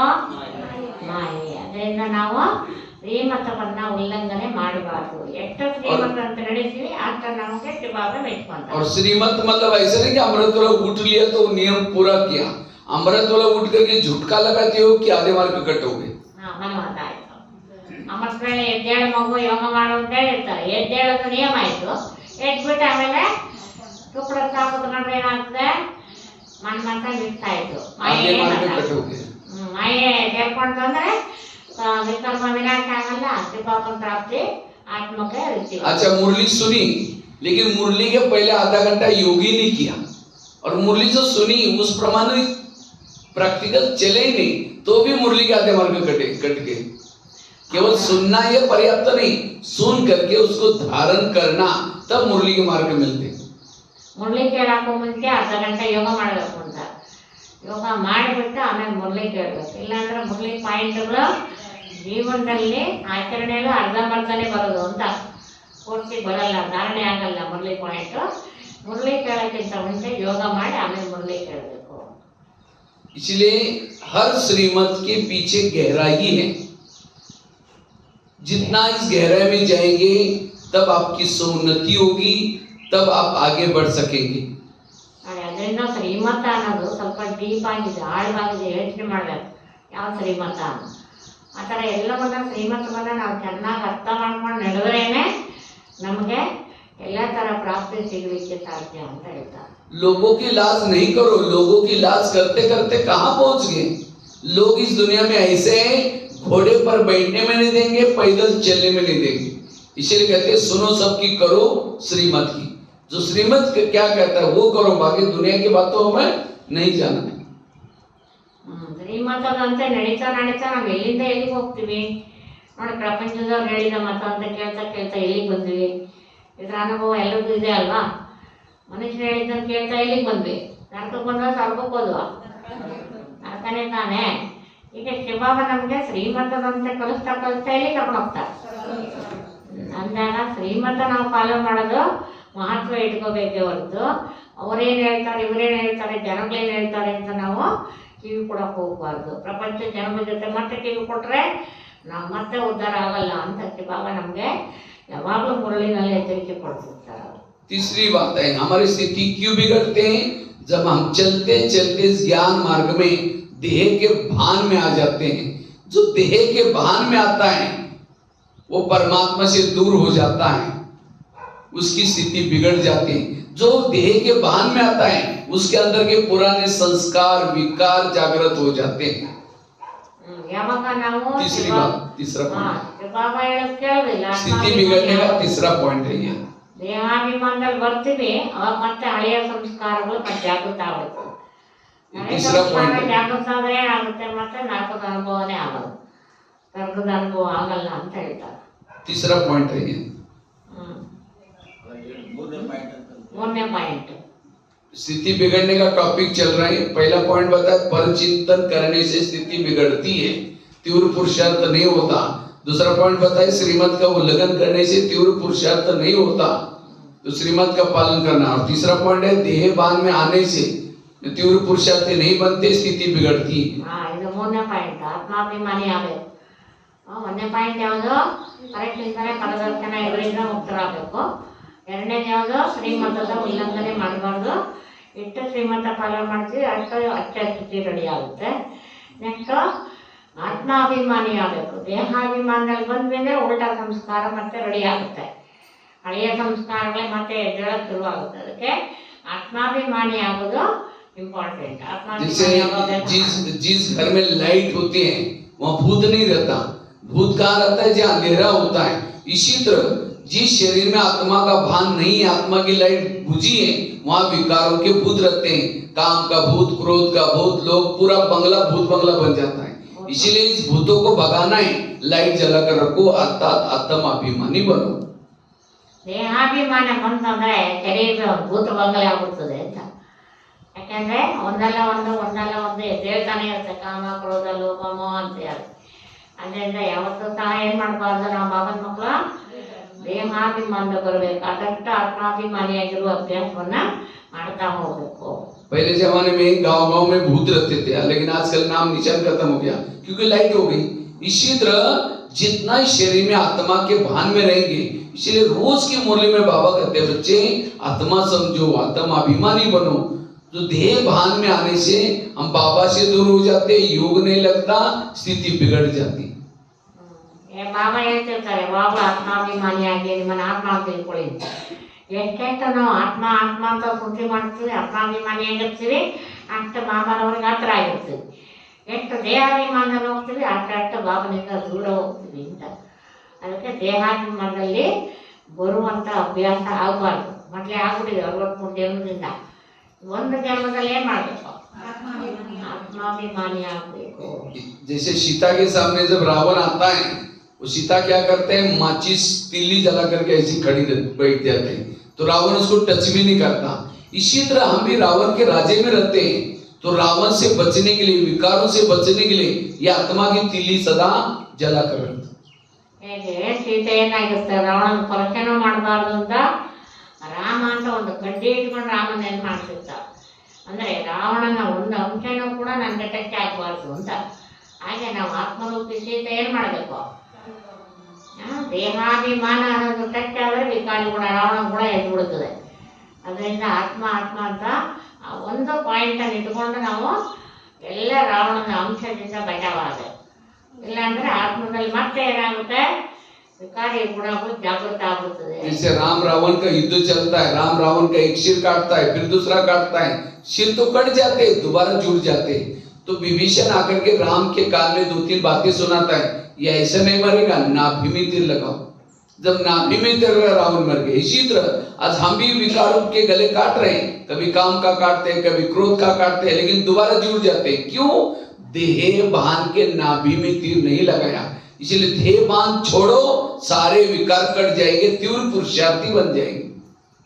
ಹೇಗೆ ರಾಮ ರಾವಣನ ಯುದ್ಧದಲ್ಲಿ ಈ ರಾವಣನ್ನು ಸಾಧಿಸೋಕ್ಕೋಸ್ಕರ ರಾಮ ಏನ್ ಮಾಡ್ತಾರೆ, ಒಂದೊಂದೇ ತಲೆ ತೆಗಿತಾನೆ, ಇನ್ನೊಂದು ತಲೆ ಬಂದು ಕೂತ್ಕೊಂತಾರೆ ಅಲ್ವಾ. ಅದರಿಂದ ಆ ಥರ ನಮ್ದು ಕೂಡ ಏನಾಗುತ್ತೆ, ನಾವೆಷ್ಟು ದೇಹಾಭಿಮಾನದ ಬಗ್ಗೆ ಒಂದೊಂದೇ ಕಾಮ ಕ್ರೋಧ ಲೋಭ ಒಂದೊಂದೇ ಹೇಳ್ತದೆ, ಒಂದೊಂದೇ ಕಟ್ ಮಾಡ್ತಾ ಹೋದ್ರೆ ಅದು ಒಂದು ಕಟ್ ಮಾಡಿದ್ರೆ ಇನ್ನೊಂದು ಹೇಳ್ತದೆ. ಅದರಿಂದ ನಮ್ಮ ಪುರುಷಾರ್ಥದಲ್ಲಿ ನಾವೇನಾಗಬೇಕು, ದೇಹದ ಭಾವನೆಯಲ್ಲೇ ಬರೆದಿದ್ದಂಗೆ ಅದನ್ನೇ ಕಟ್ ಮಾಡಿದರೆ ವಿಕಾರಿ ಗುಣಗಳು ಸಮಾಪ್ತಿ ಆಗುತ್ತೆ. ಅದನ್ನೇ ನಾವು ತೀವ್ರ ಪುರುಷಾರ್ಥ ಅಂತ ಹೇಳ್ತಾರೆ. आत्माभिमानी आगोदे तीव्र पुरुषार्थ। विकारों का सरदार है देह का भान। पहले देह भान आता है, फिर काम आता है, फिर क्रोध आता है, सारी सेना जागृत हो जाते हैं। देह भान को छोड़ो। इसलिए आज की भी मुरली में बाबा ने कहा कि बच्चे ये घड़ी घड़ी में आत्मा हूँ, ये प्रैक्टिस करो। जो इन आंखों के द्वारा देखते सब भूल जाओ। ಬಾಬಾರವರು ಅದಕ್ಕೆ ಯಾವಾಗಲೂ ಸ್ಮೃತಿ ಕೊಡ್ತಾರೆ. ಇವತ್ತಿನ ಮುರಳಿಲೂ ಹೇಳಿದ್ದಾರೆ, ಬಾರಿ ಬಾರಿ ಆತ್ಮ ಸ್ಮೃತಿಯಲ್ಲಿ ಬನ್ನಿ, ಆತ್ಮ ಅಂತ ತಿಳ್ಕೊಳ್ಳಿ ಅಂತ. ಎಷ್ಟು ಸರ್ ನಾವು ಆತ್ಮ ಅಂತ ತಿಳ್ಕೊಳ್ತೀವಿ, ಅಷ್ಟು ವಿಕಾರ ಬಂದ ತಿಳಿಸೋಕ್ಕಾಗುತ್ತೆ. ದೇಹಾಭಿಮಾನದಲ್ಲಿ ಬಂದು ತಿಳ್ಕೊಳ್ಳಿ, ವಿಕಾರಗಳು ಮತ್ತೆ ಜಾಗೃತ ಆಗುತ್ತೆ. ಅದರಿಂದ ನಾವು ಆತ್ಮಾಭಿಮಾನಿ ಆಗೋದು ಅಷ್ಟು ಮುಖ್ಯವಾಗಿದೆ ಅಂತ ಹೇಳ್ತಾರೆ. जैसे एक लोहे का वो चुंबक है एक, और चुंबक के सामने लोहे के टुकड़े डालो तुरंत खींच लेगा, लेकिन लोहे के टुकड़ों को कपड़े के अंदर लपेट करके रखेंगे, हिलेगा भी नहीं। इसी तरह आज हम भी बाबा के सामने देह बांध के कपड़े के अंदर लपेट करके बैठेंगे, बाबा की अनुभूति नहीं होगी। ಹೇಳ್ತಾರೆ ನೋಡಿ, ಆಯುಷ್ಕಾಂತ ಇದ್ದಂಗೆ ವಿಕಾರಗಳು ಅನ್ನೋದು ಒಂದು ಬಂದರೆ ಎಲ್ಲ ಹೇಳ್ಕೊಳ್ತದೆ. ಹೇಗೆ ಸೂಜಿ ಆಯುಷ್ಕಾಂತ ಆಗುತ್ತೆ, ಕೊಬ್ಬಳದ ಅಂಶ ಎಟ್ಟೆ ಹಾಕಿದ್ರೆ ಅದು ಹಿಡ್ಕೊಂತದೆ, ಒಂದರಿಂದ ಒಂದರಿಂದ ಪಕ್ಕಪಕ್ಕದಲ್ಲಿ ಒಂಥರ ಹಿಡ್ಕೊತದೆ ಅಲ್ವಾ, ಅಷ್ಟು ಪವರ್ಫುಲ್ ಆಗಿದೆ. ಹಾಗೆ ನಾವು ದೇಹಾಭಿಮಾನ ಅನ್ನೋದು ಯಾವಾಗ ಇರ್ತೀವಿ ಆವಾಗ ಬಾಬಾ ಅವರ ಪ್ರಾಪ್ತಿ ಆಗಲಿ ಪ್ರೀತಿ ಆಗಲಿ ಯಾವುದು ಆಕರ್ಷಣೆ ಆಗಲ್ಲ. ಆತ್ಮಾಭಿಮಾನಿ ಆದ್ರೇನೆ ಶಿವಬಾಬಾ ಏನೋ ನಮಗೆ ಎಲ್ಲ ಪ್ರಾಪ್ತಿ ಕೊಡುವಂಥ ಆಯುಷ್ಕಾಂತ ಇದ್ದಂಗೆ. ಅವರಿಂದ ಪ್ರಾಪ್ತಿ ಪಡ್ಕೋಬೇಕಂದ್ರೆ ನಾವು ಆತ್ಮಾಭಿಮಾನಿ ಆಗೋದು. ದೇಹಾಭಿಮಾನ ಕೂತ್ಕೊಂಡ್ರೆ ಎಟ್ಟೆ ಹಾಕಿದ್ರೆ ಏನೇ ಹಾಕಿದ್ರು ಅದು ಹಿಡ್ಕೊಳ್ಳಲ್ಲ ಹಂಗೆ. तो 3 बातें बता। चौथी बात है, अगर मुझे तीव्र पुरुषार्थ बनना है, कभी भी व्यर्थ नहीं सोचो, सदा पॉजिटिव सकारात्मक सोचो, व्यर्थ संकल्प से मुक्त बनो। ನೆಕ್ಸ್ಟ್ ಪಾಯಿಂಟ್ ಏನು? चौथा पॉइंट ಆತ್ಮಾಭಿಮಾನಿ ಆದ ತಕ್ಷಣ ನೆಕ್ಸ್ಟ್ ಪಾಯಿಂಟ್ ಏನು? ಯಾವುದೇ ಪ್ರಕಾರ ನೆಗೆಟಿವ್ ಆಗಿ ಯೋಚಿಸಬಾರ್ದು. ಜೀವನ ಪುರುಷಾರ್ಥಿ ಆಗ್ಬೇಕಂದ್ರೆ ಯಾವುದೇ ರೀತಿ ನೆಗೆಟಿವ್ ಆಗಿ ಯೋಚಿಸಬಾರ್ದು, ತಿಳ್ಕೋಬಾರ್ದು, ಕೇಳಬಾರ್ದು, ನೆಗೆಟಿವ್ ಅನ್ನ ಹೇಳಬಾರ್ದು. ನೆಗೆಟಿವ್ ಇಂದ ಸಂಪೂರ್ಣ ದೂರ ಇರಬೇಕು. ವ್ಯರ್ಥ ಯೋಚನೆ ಮಾಡಿದ್ರೆ ಎಲ್ಲ ಒಪ್ಪುತ್ತವೆ. ಅದರಿಂದ ಒಂದು ಪಾಯಿಂಟಿಗೆ ಅವಕಾಶ ಕೊಡ್ತೀವಿ ಅಂದರೆ 108 ಪಾಯಿಂಟ್ಗಳು ಎದೆ ಹೇಳ್ತವೆ. ಅದರಿಂದ ನಾವು ತೀವ್ರ ಪುರುಷಾರ್ಥಿ ಆಗಬೇಕು ಅಂದರೆ ವ್ಯರ್ಥ ಯೋಚನೆ ಮಾಡೋದು ಬಂದ್ ಮಾಡಬೇಕು. आजकल ब्राह्मणों में सब व्यर्थ बहुत चलता है, निगेटिव, ये क्यों करता है, इसने मेरे साथ क्यों किया।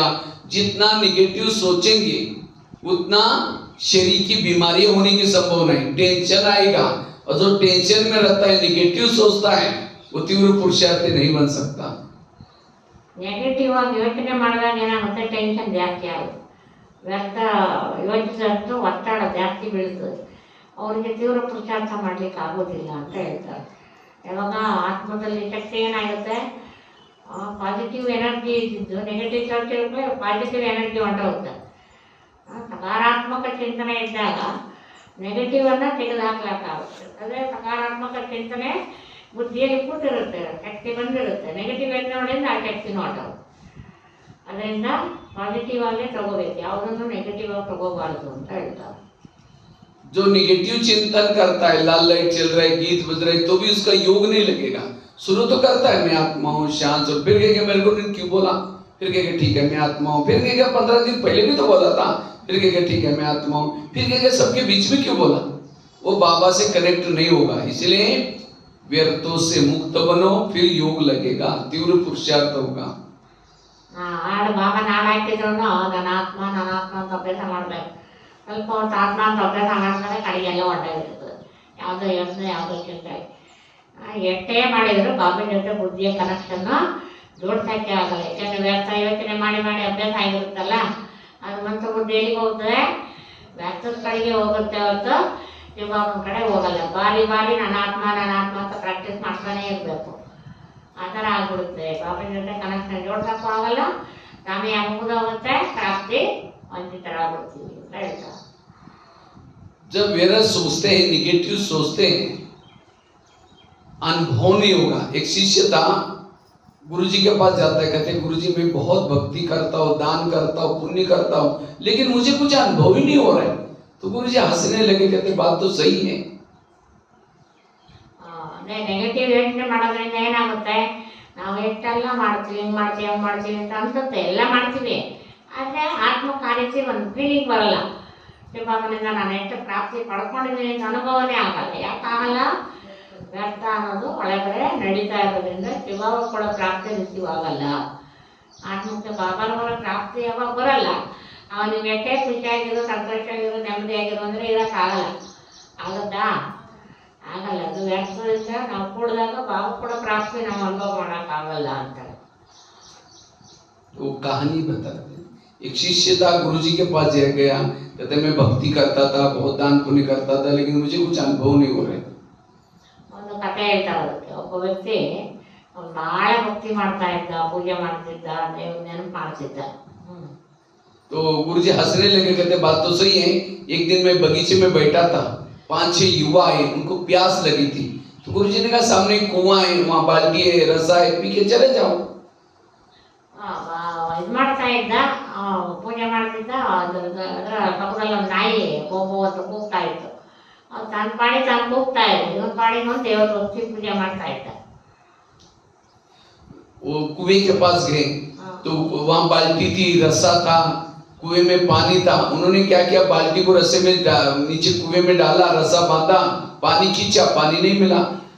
दूसरी बार डाला, फिर खींचा, नहीं मिला। 10 बार वो बाल्टी डालते थे, पानी खींचते थे, पानी मिला ही नहीं, छोड़ के चले गए। ಅದೇ ಇದರಲ್ಲಿ ಏನೋ ಈಗ ಇದರಲ್ಲೆಲ್ಲ ಇದು ಬರ್ತದಲ್ಲ, ಏನೋ ಈಗ ಸಿದ್ಧಗಂಗೆಗೆ ಹೋದ್ರೆ ಯಾರು ಪುಣ್ಯ ಮಾಡಿದಾರೋ ಅದು ನೀರು ಸಿಗುತ್ತೆ ಅಂತೇಳಿ, ಅದ ಗುಂಡಿಯಲ್ಲಿ ನೀರಿದೆ ಅಂತ ಹಾಕ್ತಾರೆ, ಕೈ ಹಾಕ್ತಾರೆ. ಅವನೇನ್ ಮಾಡ್ತಾನೆ, ಎಷ್ಟೆಲ್ಲ ಭಕ್ತಿ ಮಾಡಿದ, ಪ್ರೀತಿ ಮಾಡಿದ ದೇವ್ರನ್ನ, ಆ ನೀರು ಪಡ್ಕೊತೀನಿ ಅಂತೇಳಿ ಅದ್ರ ಕೈ ಹಾಕಿ ಹಾಕಿ ಎಷ್ಟಾರೆ ಹಾಕಿದ್ರು ನೀರು ಸಿಗೋದೇ ಇಲ್ಲ, ಎಷ್ಟು ಹಾಲಕ್ಕೆ ಹಾಕಿದ್ರು ನೀರು ಸಿಕ್ಕೋದಿಲ್ಲ.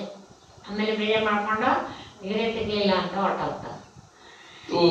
ಭಕ್ತಿ ಮಾಡೋ ಭಕ್ತನ ಕಥೆ, ಭಕ್ತಿ ಭಕ್ತನ ಕಥೆ ಹಾಗೆ. तो पानी था, कुआं था, सब कुछ था, तो भी प्यासे गए। क्यों? बाल्टी को छेद थे, वो बाल्टी को छेद थे, इसलिए प्यासे गए। ಅದೇ ಅವನಿಗೆ ಎಲ್ಲ ಇತ್ತು, ನೀರು ಇದೆ ಅದ್ರೊಳಗಡೆ, ಅದು ಅವ್ರ ಕೈ ನೀರು ಸಿಕ್ಕಲ್ಲ. ಯಾಕೆ ಸಿಕ್ಕಲ್ಲ? बाल्टी को छेद थे, वो बाल्टी थी, उसको छेद थे, होल थे बाल्टी। ಅದೇ ಭಕ್ತಿ ಇತ್ತು, ಆದ್ರೆ ಭಕ್ತಿಯಲ್ಲಿ ಏನಿರ್ಲಿಲ್ಲ, ಹೋಲಿತ್ತು. ಅಂದ್ರೆ ಅವನ ಭಕ್ತಿ ಶೇಖರಣೆ ಆಗ್ತದೆ, ಪುಣ್ಯ ಜಮಾ ಆಗ್ತಾ ಇರಲಿಲ್ಲ. ಅದು ತೂತಿತ್ತು ಅದರೊಳಗೆಲ್ಲ ತೋರೋಗ್ತದೆ. ಆ ತೋರೋದಾಗ ಏನಾಗುತ್ತೆ, ಪುಣ್ಯ ಅನ್ನೋದು ಭಕ್ತಿ ಆಗಿದ್ರು ಪುಣ್ಯ ಜಮಾ ಆಗ್ತಾ ಇರೋದ್ರಿಂದ ಆ ಪುಣ್ಯಕ್ಕೆ ನೀರು ಸಿಗ್ತಾ ಇಲ್ಲ ಅಂತ. ಪುಣ್ಯವಂತರಿಗೆ ಮಾತ್ರ ಸಿಗುತ್ತೆ ಅಂತ ಹೇಳ್ತಾರಲ್ಲ ಅಲ್ವಾ? इसी तरह गुरुजी ने कहा तुम भी बहुत मेहनत करते हो, दान पुण्य करते हो, पुरुषार्थ करते हो, लेकिन तुम्हारे मन को छेद है, वेरा सोचने की आदत है, इसलिए तुम्हें अनुभव नहीं हुआ। ಹಾಗೆ ಅದೇ ತರ ಒಳ್ಳೆ ಕೆಲಸನ ಮಾಡ್ತಾ ಇರ್ಬೋದು, ಭಾವನ ಮಗನೇ ಆಗಿರ್ಬೋದು, ಆದ್ರೆ ವ್ಯರ್ಥ ಅನ್ನೋದಿದ್ದಾಗ ಏನಾಗುತ್ತೆ, ಭಗವಂತ ಕೂಡ ಪ್ರಾಪ್ತಿ ಅದು ಬರೋದಿಲ್ಲ, ಜಮಾ ಆಗೋದಿಲ್ಲ. ವ್ಯರ್ಥ ಅನ್ನೋದು ಇದ್ದಾಗ ಆ ಪ್ರಾಪ್ತಿ ಅನುಭವನೇ ಆಗಲ್ಲ. ಎಲ್ಲ ಸೇವೆಯನ್ನು ಮಾಡ್ಬೋದು, ಭಾವನ ಮಗ ಆಗಿರ್ಬೋದು, ಎಲ್ಲ ಆಗಿರ್ಬೋದು, ಆದ್ರೆ ವ್ಯರ್ಥ ಅನ್ನೋದು ಏನ್ ಮಾಡ್ಬಿಡ್ತದೆ, ಪರಮಾತ್ಮನಿಂದ ನಮ್ಮೆಲ್ಲ ಪ್ರಾಪ್ತಿಯಿಂದ ವಂಚಿತ ಮಾಡ್ಬಿಡ್ತದೆ. इसलिए जितना संकल्प को बचाएंगे, कुछ भी हो जाता है, बाबा के ऊपर भरोसा रखो, कभी सोचना नहीं, निगेटिव सोचना नहीं, मन को चुप रखना, तब जाकर के हमारा तीव्र पुरुषार्थ होगा। ಆದ್ರಿಂದ ಏನ್ ಮಾಡ್ಬೇಕು, ಸೈಲೆಂಟ್ ಆಗಿದ್ದು ಯಾವುದೇ ರೀತಿ ವ್ಯರ್ಥವನ್ನು ಯೋಚನೆ ಮಾಡದೆ ಭಗವಂತ ಒಬ್ಬನೇ ಏನ್ ಮಾಡ್ತಾ ನಾವು ತೀವ್ರ ಪುರುಷಾರ್ಥಿಗಳಾಗ್ಬೋದು. ಯಾವ ವ್ಯರ್ಥನೂ ಯೋಚನೆ ಮಾಡಬಾರ್ದು. नहीं तो अंधा पीस रहा है, अंधा व्यक्ति पीस रहा है वो चक्की, लेकिन कुत्ता बैठ कर उसको खा रहा है। अंधे को लग रहा है मैंने बोरी भर करके पीसा, लेकिन जमा कुछ भी नहीं। इसी तरह हम योग लगा रहे, पुरुषार्थ कर रहे और सारा दिन व्यर्थ भी सोच रहे, जमा कुछ भी नहीं होगा, तीव्र पुरुषार्थ नहीं होगा। ತೀವ್ರ ಪುರುಷಾರ್ಥಿ ಆಗ್ಬೇಕು ಅಂದ್ರೆ ಯಾವ ಪ್ರಕಾರ ವ್ಯರ್ಥ ಯೋಚನೆ ಮಾಡಬಾರ್ದು. ಇಲ್ಲಾಂದ್ರೆ ಏನಾಗ್ಬಿಡ್ತದೆ, ಎಲ್ಲ ಇದ್ರೂ ಹೇಗೆ ತೂಟದಲ್ಲಿ ಎಲ್ಲ ಸೋರೋಗ್ಬಿಟ್ರೆ ಯಾವುದೋ ಪ್ರಾಪ್ತಿ ಸಿಗಲ್ಲ. ಆಗ ನಮ್ದು ಕೂಡ ಏನಾಗ್ಬಿಡ್ತದೆ, ಎಲ್ಲ ಚೆಕ್ ಕೊಟ್ರು ನಾವೇನು ಇಟ್ಕೊಳಕ್ಕಾಗಲ್ಲ, ನಮ್ದು ವ್ಯರ್ಥ ತೂಟ ಇದೆ ಅದು ತೋರ್ಕೊಂಡು ಹೋಗ್ತದೆ. ಆದ್ರಿಂದ ಯಾವ ಪ್ರಕಾರ ವ್ಯರ್ಥನೂ ಕೂಡ ನಾವು ಮಕ್ಕಳು ಮಾಡಬಾರ್ದು ಅಂತ ಹೇಳ್ತಿದ್ದಾರೆ. वो अंधा पीस रहा है, अंधा व्यक्ति जिसको आंखें नहीं है वो चक्की पीस रहा है और कुत्ता बैठ कर उसको खा रहा है। अंधे को लगता है मैंने बहुत पीसा, लेकिन जमा कुछ भी नहीं, क्योंकि कुत्ता खा रहा है, उसको दिखाई नहीं पड़ रहा है। ಪೂರ್ಣ ಸುತ್ತಾ ಇರ್ತಾನೆ, ಬೇಕಾದ್ರೆ ಸಂಪಾದನೆ ಮಾಡಕ್ಕೆ, ಅದ್ರ ಹಿಂದೆ ನಾಯಿ ಇರುತ್ತೆ, ಅದು ಎಲ್ಲ ತಿಂತಾ ಇರ್ತದೆ. ಅಂದ ಕಡೆ ಕಾಣಲ್ಲ, ಏನು ಗೊತ್ತಾಗಲ್ಲ.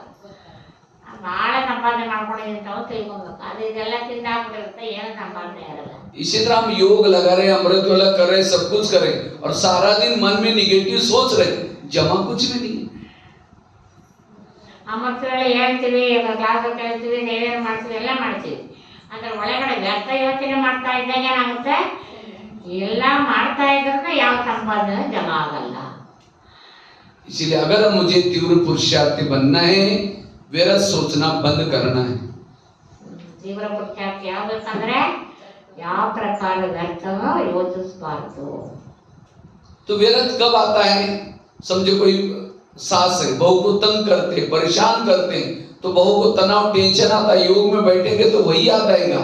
अगर सास और बहू का पिछला जन्म दिखाई जाए, आज जो बहू है पिछले जन्म की सास थी और जो सास है वो बहू थी, इसलिए कहते हैं ना सास भी कभी बहू थी. इस कर्म गति को समझेगा, व्यर्थ नहीं आएगा. ನೋಡಿ, ವ್ಯರ್ಥ ಅನ್ನೋದು ಯಾಕೆ ಬರುತ್ತೆ ತಿಳ್ಕೊಳ್ಳಿ. ನಿಮ್ಮ ಜೊತೆ ನಿಮ್ಮ ಸೊಸೆ ಇರ್ತಾಳೆ, ಸೊಸೆ ಏನೋ ಕಾಟ ಕೊಡ್ತಾಳೆ, ಬಲೆ ಹಿಂಸೆ ಕೊಡ್ತಾಳೆ, ಪರ್ಯಾನ್ ಮಾಡ್ತಾಳೆ, ಅಥವಾ ಕೆಲಸ ಮಾಡ್ತಾಳೆ ಅಂತ ಇಟ್ಕೊಳ್ಳಿ. ಅವಾಗ ಅದರಿಂದ ನೀವು ವ್ಯರ್ಥ ಯೋಚನೆ ಮಾಡೋಕ್ಕೆ ಶುರು ಮಾಡ್ತೀರ. ಅಂದರೆ ಕರ್ಮದ ಗತಿಯನ್ನು ತಿಳ್ಕೊಂಡಾಗ ಹಿಂದಿನ ಜನ್ಮದಲ್ಲಿ ಅವ್ರು ನಿಮಗೆ ಅತ್ತೆ ಆಗಿದ್ಲು, ನೀವು ಸೊಸೆ ಆಗಿದ್ರಿ, ನೀವು ಅವ್ರಿಗೆ ಕಾಟ ಕೊಡ್ತೀರಿ. ಅದಕ್ಕೆ ಈ ಜನ್ಮದಲ್ಲಿ ಅವ್ರು ನಿಮಗೆ ಸೊಸೆ ಸಿಕ್ಕಿದಾಳೆ, ನೀವು ಅತ್ತೆ ಆಗಿದ್ದೀರ, ಅದರಿಂದ ಅವ್ರು ತೀರಿಸ್ಕೊಳ್ತಾ ಇದ್ದಾರೆ, ಕಾಟ ಕೊಡ್ತಾ ಇದ್ದಾರೆ. ಈ ಥರ ನೀವು ಯಾವಾಗ ಯೋಚನೆ ಮಾಡ್ತೀರಾ ನಿಮ್ಗೆ ವ್ಯರ್ಥ ಹುಟ್ಟೋದೇ ಇಲ್ಲ ಅಂತ. ವ್ಯರ್ಥ ಬರ್ಲಿಕ್ಕೆ ಸಾಧ್ಯ ಇಲ್ಲ, ಯಾಕಂದ್ರೆ ಲೆಕ್ಕಾಚಾರ ತೀರಿಸ್ಕೊಳ್ತಾ ಇದ್ದಾರಲ್ವಾ, ತೀರಿಸ್ಕೊಳ್ಬಿಡು ಅಂತ ಅಂದ್ಕೊಂಡಾಗ ವ್ಯರ್ಥ ಬರಲ್ಲ. ಇವಾಗ ತೀರಿಸ್ಕೊಳ್ತಾ ಇದ್ದಾಳೆ ಗೊತ್ತಿರಲ್ಲ, ಅವಾಗ ನೀವು ಶುರು ಮಾಡ್ತೀರ ವ್ಯರ್ಥನ ಅಂತ ಓದುತ್ತೆ. कई माताएं क्या करते, योग लगाने के लिए आ रहे हैं, आते आते रास्ते में देखेंगे बहुत अच्छा सब्जी वाला है, सब्जी लेके जा रहे हैं, सोचेंगे आज शाम को यही सब्जी बनाएंगे. पहले सोचेंगे मुरली सुन के योग करके जाते सब लेके जाएंगे, यहाँ करके बैठे, लाल लाइट चल रहा है, गीत बज रहा है, शुरू करेंगे, मैं आत्मा हूँ, शांत रखूं. फिर सोचेंगे झोला थैला तो लाए नहीं, सब्जी कैसे लेके जाए.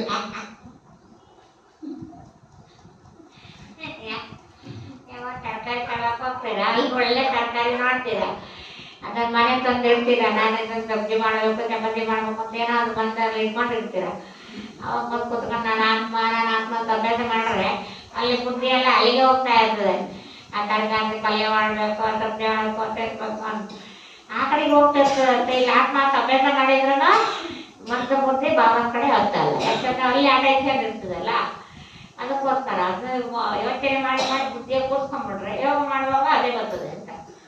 फिर कहेंगे मैं आत्मा हूँ. फिर अचानक याद आ रहे हो गैस के ऊपर से दूध रखा था गर्म करने के लिए, उसको गैस को बंद किया या तो कम करके छोड़ा, बंद किया कम, फिर कहेंगे छोड़ो कोई बात. अब बैठे यहाँ आंखें फोटो के देख रहे हैं, कान गीत सुन रहे हैं और बुद्धि वो गैस को देख रहे हैं. तो कैसा योग लगे. ಸಂಕಲ್ಪ ಬರಕ್ಕೆ ಶುರುವಾದ, ಅಡುಗೆ ಮಾಡ್ತಾ ಇರ್ತೀರಾ, ಗ್ಯಾಸ್ ಸಣ್ಣ ಮಾಡಿದಿರೋ ಆಫ್ ಮಾಡಿದಿರೋ ಚಿಂತ ಸಣ್ಣಗಿಟ್ಟಿದ್ದೀನ ದೊಡ್ಡಗಿಟ್ಟಿದ್ದೀನ ಗೊತ್ತಿಲ್ಲ, ಆಫ್ ಮಾಡಿದ್ದೀನ ಅಂತ ಆ ಕಡೆ ಗಮನ ಹೋಯ್ತಂದ್ರೆ ಇಲ್ಲಿ ಕೊಲೆ ಕೇಳ್ತಾ ಇರ್ತೀರಾ. ಯೋಗ ಮಾಡ್ತಿದ್ರೂ ಕೂಡ ಬುದ್ಧಿ ಎಲ್ಲ ಎಲ್ಲಿ ಹೋಗ್ತದೆ, ಆ ಗ್ಯಾಸ್ ಆಫ್ ಮಾಡಿದ್ದೀನೋ, ಸಣ್ಣ ಹಿಡಿದಿನೋ, ಬಿಟ್ಟಿದ್ದೀನೋ ಅಂತ ಆ ಕಡೆ ಬಂದಿರ್ತದೆ. ಅದು ನೀವು ಕೂತ್ಕೊಂಡು ಜಡಿಗೆ ಏನೋ ಗೊತ್ತಿರುತ್ತದೆ, ಅಂದರೆ ನಾವು ಪಾಯಿಂಟ್ ಹೇಳೋದೇನೋ ತಲೆ ಒಳಗೆ ಹೋಗಲ್ಲ, ಅಲ್ಲಿಗೆ ಹೋಗ್ಬಿಡ್ತಲ್ಲ ಮನಸ್ಸು ಬುದ್ಧಿ. ಅವಾಗೇನಾಗುತ್ತೆ, ಇಲ್ಲಿ ಕೇಳಿದ್ದೆಲ್ಲ ವೇಟ್ ಆಗೋದು. फिर कहेंगे ठीक है मैं आत्मा हूँ. फिर सोचे अरे घर में तो मेहमान आने वाला था, रात को सोचा था उनके लिए इडली बनाऊं, लेकिन दाल चावल तो भिगा ही नहीं, चलो छोड़ो कुछ और बना देंगे, मैं आत्मा हो जाए. इसी तरह योग में व्यर्थ चल रहे, रास्ते में चलते फिरते व्यर्थ सोचने वाला तीव्र पुरुषार्थी कैसा बनेगा. इसलिए अब हमें ऐसे व्यर्थों से मुक्त बनना है. ಯಾರೋ ಇವತ್ತು ನೆಂಟರು ಬರ್ತಾರೆ, ಇಡ್ಲಿ ಮಾಡಬೇಕು ಅಂತ ಸಂಕಲ್ಪ ಬಂದಿರುತ್ತೆ. ಅವಾಗ ಇಡ್ಲಿ ಮಾಡೋದು, ಚಟ್ನಿ ಮಾಡೋದು, ನೆಂಟರು ಬರೋದು ಇದೇ ಬುದ್ಧಿಲಿದ್ದಾಗ ಅವಾಗ ಬಂದು ಇಲ್ಲಿ ನಾನು ಆತ್ಮ ಅಭ್ಯಾಸ ಮಾಡೋ ಬುದ್ಧಿಯೆಲ್ಲ ಅಲ್ಲಿಗೆ ಹೋಗ್ತಾ ಇರುತ್ತೆ. ಆದ್ದರಿಂದ ಅನೇಕ ಥರ ಈ ಥರ ನಡೀತಾ ಓಡಾಡ್ತಾ ಅವರು ವಿಚಾರಗಳು ಕೇಳ್ತಾ ಹೇಳ್ತಾ ಇದ್ದರೆ ಅದೇ ಬುದ್ಧಿಯಲ್ಲಿ ಕೂತಿದ್ರೆ, ವ್ಯರ್ಥ ಕೂತಿದ್ರೆ ನಾವು ತೀವ್ರ ಪುರುಷಾರ್ಥಿ ಆಗೋದೇ ಇದೆ. ಮಾಡಬೇಕಾ, ತಯಾರು ಮಾಡಬೇಕಾ, ಒಂದೇ ಅನ್ಕೋಬೇಕು, ಮಾಡಬೇಕಷ್ಟೇ. ಆಮೇಲೆ ಮತ್ತೆ ಅದೇ ಚಿಂತೆ ಮಾಡ್ತಾ ಕುತ್ಕೊಳ್ಳೋದಲ್ಲ ಅಂತ ಒಂದು ಸಾರಿ ಪ್ಲಾನಿಂಗ್ ಮಾಡಿ ಇಟ್ಬಿಟ್ರೆ ಮುಗಿದೋಯ್ತು. ಮತ್ತೆ ಅದ್ರ ಬಗ್ಗೆ ಚಿಂತೆ ಮಾಡಬಾರ್ದು, ಅದ್ರ ಬಗ್ಗೆನೇ ಯೋಚನೆ ಮಾಡ್ತಾ ಇದ್ರೆ ಏನಾಗ್ಬಿಡ್ತದೆ, ವ್ಯರ್ಥ ಆಗುತ್ತೆ. ವ್ಯರ್ಥ ಆದರೆ ನಾವು ತೀವ್ರ ಪುರುಷಾರ್ಥಿಗಳು ಆಗೋಕ್ಕಾಗೋದಿಲ್ಲ ಅಂತ. और लास्ट की 5वीं बात सुना करके पूरा करता हूँ. आज हमारा पुरुषार्थ तीव्र क्यों नहीं होता, उसके तीन बातों की धारणा की कमी है। अमृत वेला ठीक नहीं होता, क्लास के पहले योग नहीं करेंगे, और तीसरा मुरली को ध्यान से नहीं सुनेंगे। ये तीन चीजें जो करता है, अमृत वेला अच्छी करता है, क्लास के पहले आकर के आधा घंटा योग करता है, तीसरा मुरली रोज सेंटर पर आकर के सुनता है, वो तीव्र पुरुषार्थी है। ನಡೀತೀರಿ ಪುರುಷಾರ್ಥ ಮೂರು पांचवा पॉइंट ಮೂರು ಮಾತು ಯಾವ್ದು ನೆನ್ಪಿಟ್ಕೋಬೇಕು? ಬೆಳಿಗ್ಗೆ ಅಮೃತ ವೇಳೆ ಚೆನ್ನಾಗಿ ಯೋಗ ಮಾಡಬೇಕು. ಯೋಗ ಆದ ನಂತರ ಮುರಳಿ ಕ್ಲಾಸ್ ಕೇಳಕ್ಕೆ ಮೊದಲೇ ಬರಬೇಕು. ಯಾಕೆ ಶುರುವಾದ್ಮೇಲೆ ಬರೋದಲ್ಲ, ಅರ್ಧ ಗಂಟೆ ಮುಂಚೆನೆ ಬಂದು ಯೋಗ ಮಾಡಿ ಮುರಳಿಯನ್ನು ಆಸಕ್ತಿಯಿಂದ ಕೇಳಬೇಕು, ಇಂಟ್ರೆಸ್ಟ್ ಇಂದ ಕೇಳಬೇಕು. ಮುರಳಿ ಪಾಯಿಂಟ್ಗಳನ್ನ ಮತ್ತೆ ಮನನ ಚಿಂತನೆ ಮಾಡಬೇಕು. ಬಾಬಾ ಬರೀ ಸುಮ್ಮನೆ अमृत वेला कौन कौन उठता है? हाथ खड़ा करो। ಅಮೃತ ವೇಳೆ ಹೇಳ್ಬೇಕು, ಮುರಳಿ ಪಾಯಿಂಟ್ ಕೇಳಬೇಕು. ಅಮೃತ ವೇಳೆ ಯಾರ್ಯಾರು ಹೇಳ್ತೀರಾ ಕೈ ಎತ್ತಿ. ಅಮೃತ ವೇಳೆ ಹೇಳೋರೆಲ್ಲ ಕೈ ಎತ್ತಿ, ಯಾರು ಹೇಳ್ತೀರಾ? चलो कुछ लोग उठते हैं। अच्छा, ಎಲ್ಲರೂ ಮಾಡ್ತಾ ಇದ್ದೀರಾ ಅಮೃತ ವೇಳೆ? ಇನ್ನ ಹೂ ಅಂತಾನೆ, ಯಾರೋ ಒಬ್ರು ಹೂ ಅಂದ್ರೆ ನಾನು ಹೂ ಅಂತ. आज से पक्का करना, अभी तीव्र पुरुषार्थ बनना है।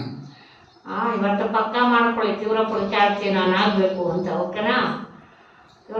लेकिन अमृत वेला के समय आप योग में बैठे हैं, लेकिन आपका कोई चुपचाप वीडियो बनाई जाए, आपको पता भी नहीं चले, और वही वीडियो आपको 10 बजे दिखाई जाए, ये सवेरे के अमृत वेला का आपका वीडियो है, क्योंकि मेरा है, मैंने ऐसा किया था। ಬಾಬಾ ಏನ್ ಮಾಡ್ತಾರೆ, ಅಮೃತ ವೇಳೆ ವಿಡಿಯೋ ಕ್ಲಿಕ್ ಮಾಡ್ತಾರಂತೆ. ಅದ್ರ ನಿಮಗೆ ಗೊತ್ತಿರಲ್ಲ ಬಾಬಾ ಅಮೃತ ವೇಳೆ ವಿಡಿಯೋ ಮಾಡ್ತಾ ಇದ್ದಾರೆ. ಅವಾಗ ನಿಮ್ಗೆ ತೋರಿಸ್ತಾರಂತೆ, ಬಾಬಾ ನೋಡೋ ಇಂಥ ಟೈಮಲ್ಲಿ ನಿಮ್ಗೆ ಯೋಗ ಮಾಡ್ತಿದ್ದೆ. ನಾನು ಈಗ ಮಾಡಿಲ್ಲ ಅಂತ ಹೇಳಂಗಿಲ್ಲ. ಅವಾಗ ತೋರಿಸ್ತಾರೆ ಬಾಬಾ, ಅಲ್ಲಿ ತೋರಿಸಿದ ನಾವು ಮಾಡಿಲ್ಲ ಅಂತ ಹೆಂಗ್ ಹೇಳೋದು? दीवार के सारे बैठे, आंखें बंद है, मुकुला 2 बार मच्छर अंदर भी गए और बाहर भी गए।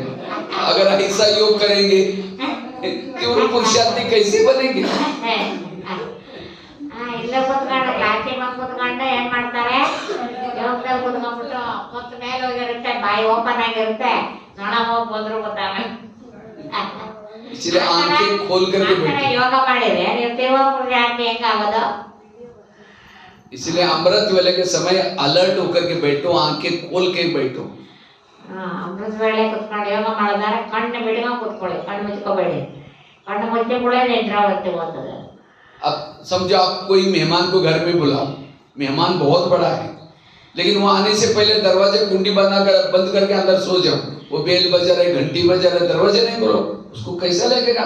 अरे मैं 10 काम छोड़ के इन्होंने बुलाया था फोन करके, मैं आया दरवाजा बंद किया, वो चला जाएगा। ಯಾರೋ ಒಬ್ಬ ದೊಡ್ಡ ವ್ಯಕ್ತಿ ನಾನು ಅವತ್ತು ಕರೀತೀರ, ಕರೆದ್ಬಿಟ್ಟು ಮನೆಗೆ ನೀವು ಒಳಗೆ ಬಾಗಿಲು ಹಾಕೊಂಡು ಮಲ್ಕೊಂಡ್ಬಿಟ್ರೆ ಅವ್ರು ಏಟೇ ಬಂದು ಬಾಗಿಲು ತಟ್ಟೆ ಕೂಗಿ ಕರೆದ್ರು ಇಲ್ಲ ಅಂದ್ರೆ ಅವ್ರಿಗೇನು ಅನ್ಸುತ್ತೆ, ಎಷ್ಟು ದಿವಸದಿಂದ ಕರೆದು ನಾನು ಬಂದ್ರೆ ನೋಡಿ ಹಿಂಗ್ ಮಾಡ್ತಾರೆ, ಹಂಗೆ ಬಾಬು ಅನ್ಸಲ್ವಾ? इसी तरह हम भी क्या करते हैं, योग में बैठेंगे, बाबा को निमंत्रण देंगे, मीठे बाबा, प्यारे बाबा, बाजा मामा से बातें करनी। अब बाबा को निमंत्रण दिया, दरवाजे खिड़की लगा करके सो गए, तेरे द्वार खड़ा भगवान भगत, वो तो चला जाएगा।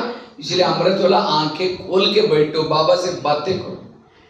ಬಾಬಾನ ಅಮೃತ ವೇಳೆಯಲ್ಲಿ ಮೇಟೆ ಬಾಬಾ, ಪ್ಯಾರೆ ಬಾಬಾ ಅಂತ ಕರೀತೀರಾ, ಮಾತಾಡ್ತೀರಾ. ಆಮೇಲೆ ಬಾಬಾ ಎದುರುಗಡೆ ಬಂದಿರ್ತಾರ, ಅವ್ರು ನಿದ್ದೆ ಹೋಗ್ಬಿಟ್ರೆ ಬಾಬಾ ಏನ್ ಅನ್ಕೊಂತಾರೆ, ಅಯ್ಯೋ ನಾನು ಕರೆದು ನಾನು ಎದುರಿಗೆ ಬಂದ್ರೆ ಈಗ ಆತ್ಮ ನಿದ್ದೆ ಹೋಗ್ತಿದೆ ಅಂತ ಅಲ್ವಾ? ಅದಕ್ಕೋಸ್ಕರ ಬಾಬಾ ಜೊತೆ ಮಾತಾಡ್ತಾ ಏನಾಗಿರ್ಬೇಕು, ಜಾಗೃತ ಅವಸ್ಥೆಯಲ್ಲಿ ಇರ್ಬೇಕು, ನಿದ್ದೆ ಹೋಗ್ಬಾರ್ದು. ಹೌದಲ್ವಾ? आवाज में तीव्र पुरुषार्थी आप लोग। इसलिए आंखें खोल के बैठो, और केवल खोल के भी नहीं, कोई मेहमान घर में बैठा है उसके चेहरे की तरफ देखते रहो। वो कहेगा फोन क्यों किया था? तो इसी तरह हम भी क्या करते हैं, बाबा के फोटो की तरफ देखते रहे, फिर घड़ी में भी देंगे, कब तक देखना हो? अब कोई मेहमान घर में बैठा है, चेहरे की तरफ देखते रहो, घड़ी की तरफ देखते रहो, उनको लगेगा मैं यहाँ आने से डिस्टर्ब हो गया। इसलिए लगन में मगन होकर के बैठो। ನಾಳೆ ಅಮ್ಮತ್ತ ಎದ್ದು ಕೂತ್ಕೊಂಡು ಬಾಬಾ ಕಣ್ಣು ಬಿಟ್ಕೊಂಡು ನೋಡ್ಕೊಂಡಿರಿ, ಮಾತಾಡ್ತಾ ಇರಿ ಅಂತ ಹೇಳಿದ್ದಾರೆ ಅಂದ್ಕೊಂಡು ಕಣ್ಣು ಬಿಟ್ಕೊಂಡ್ಬಿಟ್ಟು ಇನ್ಯಾರೋ ನೋಡ್ತಾ ಕೂತ್ಕೊಳ್ಳೋದಲ್ಲ. ಇನ್ಯಾರೋ ಒಬ್ರು ಕೂತಿರ್ತಾರೆ, ಅವ್ರು ನೋಡ್ತಾ ಇರೋದು, ಇಲ್ಲ ಬಾಬಾನ ಫೋಟೋ ನೋಡ್ಕೊಳ್ಳೋದು, ಹಿಂಗಿರ್ಬೇಕಾಯ್ತು, ಹಂಗಿರ್ಬೇಕು, ಹಿಂಗೆ ಮಾಡ್ಬೇಕು ಅಂತ ಬೇರೆ ಏನೋ ಯೋಚನೆ ಮಾಡ್ತಾ ಕೂತ್ಕೊಳ್ಳೋದು. ಅವಾಗ ಶಿವ ಬಂದು ನೋಡ್ತಾಳಂತೆ. ಈ ಮಗು ನನ್ನ ಹತ್ರ ನೋಡೋಕೆ ಬಿಟ್ಟು ಇನ್ಯಾವುದೋ ನೋಡ್ತಾ ಇದೆ, ಇನ್ಯಾತ ಹೋಗಮನ ಇದೆ, ಈ ಮಗುಗೆ ಏನು ಕೊಡೋಕ್ಕಾಗುತ್ತೆ ನಾನು ಅಂತ ಆವಾಗ ಬಾಬಾ ಯೋಚನೆ ಮಾಡ್ತಾರೆ. ಆ ಥರನೂ ಅಲ್ಲ, ಕಣ್ಣು ಬಿಡ್ಕೊಂಡು ಕುತ್ಕೋಬೇಕು ಅಂದರೆ ನೆನಪು ಮಾಡಬೇಕು, ಬಾಬನ ಜೊತೆ ಆತ್ಮಿಕ ಸಂಭಾಷಣೆ ಮಾಡಬೇಕು, ಬಾಬಾರವ್ರು ಕೂಡ ಪ್ರಾಪ್ತಿಗಳನ್ನು ನೆನೆಸ್ಕೋಬೇಕು. ಭಗವಂತ ಬಂದು ನಮ್ಮನ್ನು ಏನು ಮಾಡ್ತಿದ್ದಾರೆ ಅನ್ನೋದು ಚಿಂತನೆ ಮಾಡಬೇಕು ಆ ಟೈಮಲ್ಲಿ. ನಾವು ಹೇಗಿದ್ದವ್ರು ಹೆಂಗಾದ್ವಿ, ಶಿವ ಬಂದು ನಮ್ಮನ್ನು ಹೆಂಗಿದ್ದವ್ರನ್ನ ಹೆಂಗೆ ರೆಡಿ ಮಾಡ್ತಾ ಇದ್ದಾರೆ ಅವೆಲ್ಲ ಚಿಂತನೆ ಮಾಡ್ತಾ ಕುತ್ಕೋಬೇಕು ಅಂತ ಅಮೃತವೇಳೆ. ಸುಮ್ಮನೆ ಕಣ್ಣು ಬಿಡ್ಕೊಂಡು ಕುತ್ಕೊಳ್ಳೋದಲ್ಲ. ಯಾವುದೋ ನೆನ್ಪು ಮಾಡ್ಕೊಂಡು ಯಾವುದೋ ವ್ಯರ್ಥ ನೆನ್ಪು ಮಾಡಿದ್ರು ಕಣ್ಣು ಮುಚ್ಕೊಂಡೇ ಇರ್ತೀವಿ, ಕಣ್ಣು ಬಿಡ್ಸ್ಕೊಂಡು ಇರ್ತೀವಿ, ನಿದ್ದೆ ಬರಲ್ಲ, ಅದು ವ್ಯರ್ಥ ಯೋಚನೆ ಹೋಗಿರುತ್ತೆ. इसलिए अमृत वेला अलर्ट बैठना। दूसरा, क्लास के पहले आधा घंटा योग करना। क्लास कितना बजे होती है यहाँ मुरली? 6:30। योग कितना बजे चालू हो जाता है? 6 तो लेकिन पहुंचते कितने हैं? बात यह है कि पहुंचते सब पहुंचते बिल्कुल 6 बजे। क्लास के पहले सबको 6 बजे बिल्कुल अंदर प्रवेश करना है। 6 के बाद कोई नहीं आना। 6 बजे आओ, आधा घंटा, क्योंकि संगठन का योग केवल आपको मुरली के पहले मिलता है। शाम को तो घरों में करते हैं, अमृत वाला भी घरों में करते हैं। इसीलिए संगठन में हमें आधा घंटे का योग करना है। सेंटर का वायुमंडल अच्छा होगा, ये लोग अपने आप यहाँ आएंगे, शांति का अनुभव करेंगे। ನೋಡಿ, ನೀವು 6:30 ಕ್ಲಾಸ್ ಶುರುವಾಗುತ್ತೆ ಅಂದರೆ 6 ಗಂಟೆಗೆ ಒಳಗೆ ಬಂದ್ಬಿಡ್ಬೇಕು. 6:30 ಮೇಲೆ ಬರ್ಕೊಡೋದು. 6 ಗಂಟೆ ಒಳಗೆ ಬಂದು 6:30ವರೆಗೂ ಪವರ್ಫುಲ್ ಯೋಗ ಮಾಡಿ ಆಮೇಲೆ ನೀವು ಕ್ಲಾಸ್ ಕೇಳಬೇಕು. ಯಾಕಂದರೆ ಮನೆಯಲ್ಲಂತೂ ಸಾಯಂಕಾಲ ನೀವು ಒಬ್ಬರೇ ಮಾಡ್ಕೊತೀರ. ಆದರೆ ಸಂಘಟನೆಯಲ್ಲಿ ಸೆಂಟ್ರ್ನಲ್ಲಿ ಅನ್ನೋದು ವೈಬ್ರೇಷನ್ ಚೆನ್ನಾಗಿರುತ್ತೆ. ಇಲ್ಲಿ ಬಂದರೆ ನಿಮಗೆ ಸರಳವಾಗಿ ಯೋಗ ಹತ್ತುತ್ತೆ. ಅದರಿಂದ ನೀವು ಮೊದಲೇ ಬಂದು ಮತ್ತೆ ಯೋಗ ಮಾಡಬೇಕು. ಯಾಕಂದರೆ क्लास ಮೊದಲೇ ಮಾಡುವಂತ ಪವರ್ಫುಲ್ ಸಂಘಟನೆ ಯೋಗ ಮತ್ತೆ ಯಾವತ್ತೂ ಸಿಗೋದಿಲ್ಲ. जैसे खेती करते आप लोग, खेती में बीज डालने से पहले खेती को हल चला करके तैयार करते, फिर बीज डालते हैं। ज्ञान का बीज दिमाग में डालना है, पहले हल चलाना अर्थात योग करके फिर बाद में सुनना, तब जीवन में धारणा में आएगा, उगेगा। आजकल कई भाई बहन योग करने के लिए आते ही नहीं क्लास के पहले, जैसे भाई जी आने से पहले फिर पहुंचेंगे। आधा घंटा बिल्कुल सबको पावरफुल योग करना है, फिर मुरली सुननी है, तब जाकर के आप तीव्र पुरुषार्थी बन सकेंगे। ನೋಡಿ, ಹೇಗೆ ಒಂದು ಬೀಜ ಹಾಕ್ಬೇಕಾದ್ರೆ ಉತ್ತಿ ಬಿತ್ತಿ ಬಂದೇನು ಮಾಡ್ತಾರೆ, ಭೂಮಿನ ಹದ ಮಾಡ್ತಾರೆ. ಭೂಮಿನ ಹದ ಮಾಡಿಬಿಟ್ಟು ಬೀಜ ಹಾಕಿದ್ರೆ ಏನಾಗುತ್ತೆ, ಆ ಬೀಜ ಚೆನ್ನಾಗಿ ಫಲ ಕೊಡುತ್ತೆ, ಇದಾಗುತ್ತೆ, ಬೆಳೆದು ಬರುತ್ತೆ. ಅದೇ ರೀತಿ ನಾವು ಮೊದಲೇ ಯೋಗ ಮಾಡೋದೇನೋ ನಮ್ಮ ಮನಸ್ಥಿತಿಯನ್ನು ಕರೆಕ್ಟ್ ಮಾಡ್ಕೊಳ್ಳೋದು ಅಂತ. ಈ ಮನಸ್ಥಿತಿಯನ್ನು ಸರಿ ಮಾಡಿಕೊಂಡು ಜ್ಞಾನ ಕೇಳಿದಾಗ ಭಗವಂತನ ಮಹಾವಾಕ್ಯಲ್ಲಿ ಕೂತ್ಕೊಂಡು ಫಲ ಕೊಡ್ತದೆ. ಇಡೀ ಜೀವನ ನಮ್ಮದು ರಿಪೇರಿ ಯಾವ ಸಾಧ್ಯ. ಅದರಿಂದ ಮೊದಲೇನೆ ಬಂದು ಯೋಗ ಮಾಡಿ ಮನಸ್ಥಿತಿ ಸರಿ ಮಾಡ್ಕೋಬೇಕು, ಪವರ್ಫುಲ್ ಯೋಗ ಮಾಡಬೇಕು. ಆಮೇಲೆ ನಾವು ಕೂಡಲೇ ಕೇಳಿದರೆ ಧಾರಣೆನೂ ಚೆನ್ನಾಗಿರುತ್ತೆ, ಮನ ಚಿಂತನೆ ಹಿಡಿಯುತ್ತೆ, ಬಾಯ ಬುದ್ಧಿಯಲ್ಲಿ ಪಾಯಿತ ಕೂತ್ಕೊಳ್ಳುತ್ತೆ, ಸ್ಥಿತಿನೂ ಅಷ್ಟೇ ಇರುತ್ತೆ, ತೀವ್ರ ಜಾಸ್ತಿ ಆಗ್ಬೋದು. और तीसरी बात, मुरली यहाँ रोज सुनना है सेंटर पर। आजकल कई क्या करते हैं, ऑनलाइन में सुनते हैं। जो ऑनलाइन में मुरली सुनेगा उसकी पूजा भी ऑनलाइन से हो जाएगी। ಇವತ್ತೆಲ್ಲ ಏನಾಗ್ಬಿಟ್ಟಿದೆ, ಕ್ಲಾಸಿಗೆ ಬರೋದು ಕಡಿಮೆ ಆಗ್ಬಿಟ್ಟಿದೆ, ಆನ್ಲೈನ್ ಕ್ಲಾಸ್ಗಳಿಗೆ ಕೇಳೋದು. ಅದಕ್ಕೆ ಆನ್ಲೈನಲ್ಲಿ ಯಾಕೆ ಕ್ಲಾಸ್ ಕೇಳ್ತಾರೋ ಅವ್ರ ಪೂಜೆನೂ ಆನ್ಲೈನಲ್ಲೇ ಆಗುತ್ತೆ ಅಂತ. और ऑनलाइन सुनने वाले त्रेतायुग में चले जाएंगे और यहाँ करके सुनने वाले सतयुग में जाएंगे। तो होइतो काल था तो सेंटर पर नहीं आते थे, तब सुनने से शुरू किया। अभी तो क्लास में आने की माध्यम दे दिया, फिर भी वही चाल जाते। त्रेतायुग में चले जाने वाले, सतयुग में नहीं आएंगे। ಅದೊಂದು ಕೊರೋನಾ ಟೈಮಲ್ಲಿ ಅವ್ರು ಬರೋಕ್ಕೆ ಆಗಲ್ಲ ಅಂತ ಆನ್ಲೈನ್ ಶುರು ಮಾಡಿದ್ರು. ಈ ಸೆಂಟ್ರಿಗೆ ಬರೋಂಥ ಅವಕಾಶ ಇದ್ದರೂ ಆನ್ಲೈನೇ ಹಿಡ್ಕೊಂಬಿಟ್ಟಾವ, ಸೆಂಟ್ರಿಗೆ ಬರೋದೇ ಇಲ್ಲ. ಆ ಥರ ಪದ್ಧತಿ ಆಗ್ಬಿಟ್ಟಿದೆ ಎಲ್ಲರೂ. ಅದರಿಂದ ಅದು ರಾಗ್ ಅಂತ रास संगठन में रात चलती है। कृष्ण में क्या साथ में आने वाले सारे मिलकर के रास करते हैं और सीता अकेले रोती रहती है, बैठती रहती है अकेले। तो अकेला मुरली सुनते रहेंगे घर में तो रोते रहेंगे, विघ्नों में रहेंगे रहता। इसलिए अकेले नहीं बैठो, यहाँ करके संगठन में रास करो, आनंद करो, या ऐसी मुरली सुनिए। ನಾನು ಹೇಳ್ತಾ ಇದ್ದಾರೆ ಅಣ್ಣವರು, ಸಂಘಟನೆಯಲ್ಲಿ ಬಂದು ಕ್ಲಾಸ್ ಕೇಳಬೇಕು, ಸಂಘಟನೆಯಲ್ಲಿ ಯೋಗ ಮಾಡಬೇಕು. ಒಂಟಿಯಾಗಿ ಕುತ್ಕೊಂಡು ಎಲ್ಲೋ ಕ್ಲಾಸ್ ಕೇಳ್ತೀರಾ ಅಥವಾ ಯೋಗ ಮಾಡ್ತೀರಾ ಅಂತ ಯಾರಿಗೆ ಗೊತ್ತಾಗುತ್ತೆ? ಯೋಗ ಮಾಡ್ತಿದ್ದೋ ನಿದ್ದೆ ಹೋಗ್ತಿದ್ದೀರೋ ಯಾರಿಗೆ ಗೊತ್ತಾಗುತ್ತೆ? ಅದಕ್ಕೋಸ್ಕರ ಅದಕ್ಕೋಸ್ಕರ ಸಂಘಟನೆಗೆ ಬಂದರೆ ಮುರಳಿ ಕೇಳಿದರೆ ಆನಂದದಲ್ಲಿ ಮನಸ್ಸು ರಾಸ ಮಾಡಬೇಕು ಅಂತ, ಸಂತೋಷದ ಅನುಭವ ಮಾಡಬೇಕು. ಸಂಘಟನೆಯಲ್ಲಿ ಬಲ ಇರುತ್ತೆ. ನಾವು ನಿದ್ದೆ ಹೋದ್ರೆ ಯಾರೇನು ಅನ್ಕೊಂತಾರ ಅಂತ ಅಭಯ ನಾವು ಇರುತ್ತೆ ಅಟ್ಲೀಸ್ಟ್ ಅಲ್ವಾ. ನಿದ್ದೆ ಹೋಗ್ಬಾರ್ದಪ್ಪ, ನಾನು ಜಾಗೃತ ಅಂತ ಕೇಳಬೇಕು ಅಂತ ಇರುತ್ತೆ. ಇಲ್ಲಾಂದರೆ ಆನ್ಲೈನ್ ಕೇಳ್ಕೊಂಡು ನಿದ್ದೆ ಹೋದ್ರು ಯಾರು ನೋಡ್ತಾರೆ ಅಲ್ಲಿ? ಯಾರು ನೋಡೋದಿಲ್ಲ, ಕೇಳೋದಿಲ್ಲ. ಹಂಗಾಗಬಾರ್ದು. ಬಂದಬೇಕು ಸಂಘಟನೆಯಲ್ಲಿ ಕುತ್ಕೊಂಡು ಮುರಳಿನೂ ಕೇಳಬೇಕು, ಆನಂದದ ಅನುಭವ ಮಾಡಬೇಕು ಅಂತ ಹೇಳ್ತೀವಿ. एक भील था एकलव्य, गुरु द्रोणाचार्य के पास गया, कहते हैं मुझे नंबर 1 चाहिए, मैं अर्जुन से होशियार हूँ। कहा कि तुम्हारा गुरु कौन है? कहते आप ही मेरे गुरु।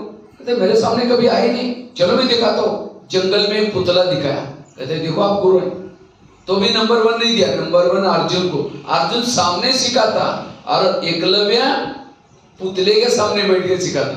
ये TV peace of mind Murali online ये भी पुतला है, वहां सीख करके नंबर 1 नहीं जाएंगे। नंबर 1 बनना है, क्लास में आकर के मुरली सुनना है। और ये 3 चीजें जो करता है अमृतवेला क्लास के पहले योग और मुरली सेंटर पर, वो है तीव्र पुरुषार्थ।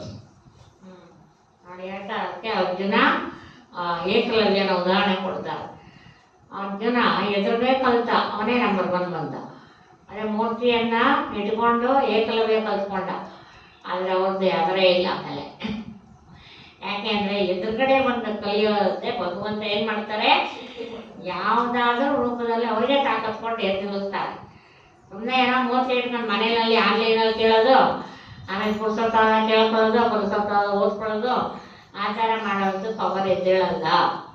ಅದರಿಂದ ಮುಖ್ಯವಾಗಿ ಏನು ಮಾಡಬೇಕು, ಅಮೃತ ವೇಳೆಯಲ್ಲಿ ಹೇಳೋದು, ಆಮೇಲೆ ಶ್ರೀಮತದ ಪಾಲನೆ, ನಂತರ ಸೆಂಟ್ರಿಗೆ ಬಂದು ಮುರಳಿಯನ್ನ ಕೇಳೋದು. ಇದರಲ್ಲಿ ನಮ್ಗೆ ಪವರ್ ಬರುತ್ತೆ ಅಂತ ಹೇಳ್ತಾರೆ.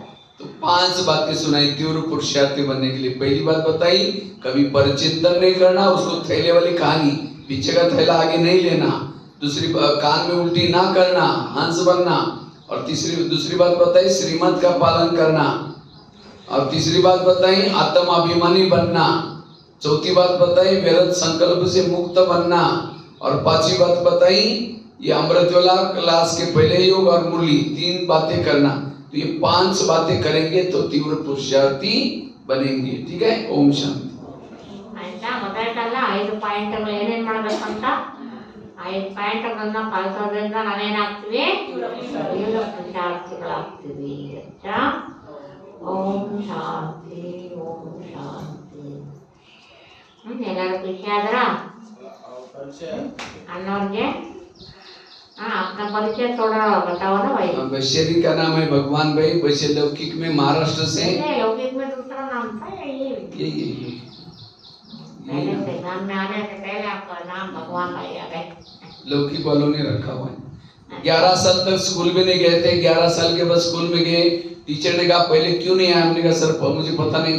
पहले दिन 5वीं कक्षा वाले बच्चों के साथ बिठाया। रोज जब जाना शुरू किया, घर वालों ने मना किया तो रद्दी से डायरी लाते थे, पानी से धुलाई करके फिर लिखते थे। बाद में क्लास में गए, बड़ा बचपन से नहीं गए, बाद में गए थे क्लास में। कितना वर्ष से शुरू किया? 11 साल के बाद स्कूल में गए थे। उम्र की 11 साल। 12 ವರ್ಷಕ್ಕೆ ಕ್ಲಾಸಿಗೆ ಹೋದ್ರಂತೆ. ಕ್ಲಾಸಿಗೆ ಕಳಿಸ್ಲಿಲ್ಲಂತ. 11 ವರ್ಷಕ್ಕೆ ಸ್ಕೂಲಿಗೆ ಹೋದ್ರಂತ. ಅವಾಗ ಕೇಳಿದ್ರು ಸ್ಕೂಲಲ್ಲಿ, ಇಷ್ಟು ವರ್ಷಕ್ಕೆ ಕ್ಲಾಸಲ್ಲಿ ಕೇಳೋದು ನೀವು ಬರೋದು ಹಂಗೆ ಹಿಂಗೆ ಅಂತ ಮಾಡ್ರು. ಇಲ್ಲ ನಾನು ಪಾಠ ಕಲಿತೀನಿ ಬರ್ತೀನಿ. ಮನೇಲಿ ಕೇಳಿದ್ರೆ ಪಾಠ ಕಲಿಯಕ್ಕೆ ಬೇಡ, ಹೋಗಿ ನೀ ಯಾಕೆ ಹೋಗ್ತೀನಿ. ಆಮೇಲೆ ಇಲ್ಲ ಫೀಸ್ ಕೊಡು, ಫೀಸೆಲ್ಲ ನಾವು ಕೊಡಲ್ಲ, ಹಂಗೆ ಹೋಗಿ ಹೆಂಗಿದ್ರೆ ಕಲಿಯಿಲ್ಲ ಅನ್ನೋ ಕೊಡಲ್ಲ. ಆಯ್ತು ನೀವೇನು ಫೀಸು ಕೊಡ್ಬೇಡಿ, ಏನೋ ಕೊಡ್ಬೇಡಿ, ನಾನು ಪಾಠ ಕಲಿತೀನಿ ಅಂತ ಹೋಗಿ ಕಲ್ತ್ಕೊಂಡು ಹೋಗ್ತಾರೆ. तो रद्दी से डायरी ला करके पानी से धुलाई करके फिर लिखते थे। पढ़ाई कर पैसे नहीं थे तो घर वालों ने मना किया था। तो एक दिन आया, उसी रद्दी में ब्रह्मा कुमारी का किताब मिला और उसी से ज्ञान में है। ನೋಡಿ ಅವ್ರಿಗೆ ಪಾಠ ಪೈನ ಕೊಡ್ತಾ ಇಲ್ಲ. ಮನೇಲಿ ಏನು ಮಾಡೋದು, ಇಲ್ಲ ಬೇಗ ಇದ್ದರೆ ಪಾಠ ಕಲಿಬೇಕು. ಪಾಠ ಕಲಿಯಕ್ಕೆ ಹೋಗ್ತಾ ಇದ್ರು. ಸ್ವಲ್ಪ ದಿನ ಪಾಠ ಕಲಿತಿದ್ದಂಗೆ ಅವ್ರಿಗೆ ಭಾಗ ಸಿಕ್ಬಿಟ್ರು ಅಂತ. ಬ್ರಹ್ಮಕುಮಾರಿ ಜ್ಞಾನ ಸಿಕ್ಬಿಡ್ತು ಅಂತ ಜ್ಞಾನದಲ್ಲಿ ತಂದ್ಬಿಟ್ರು. और उसके बाद मधुबन में गए। मधुबन के बाद दिल्ली में भी 10 साल रहे गुलजार दादी के साथ में।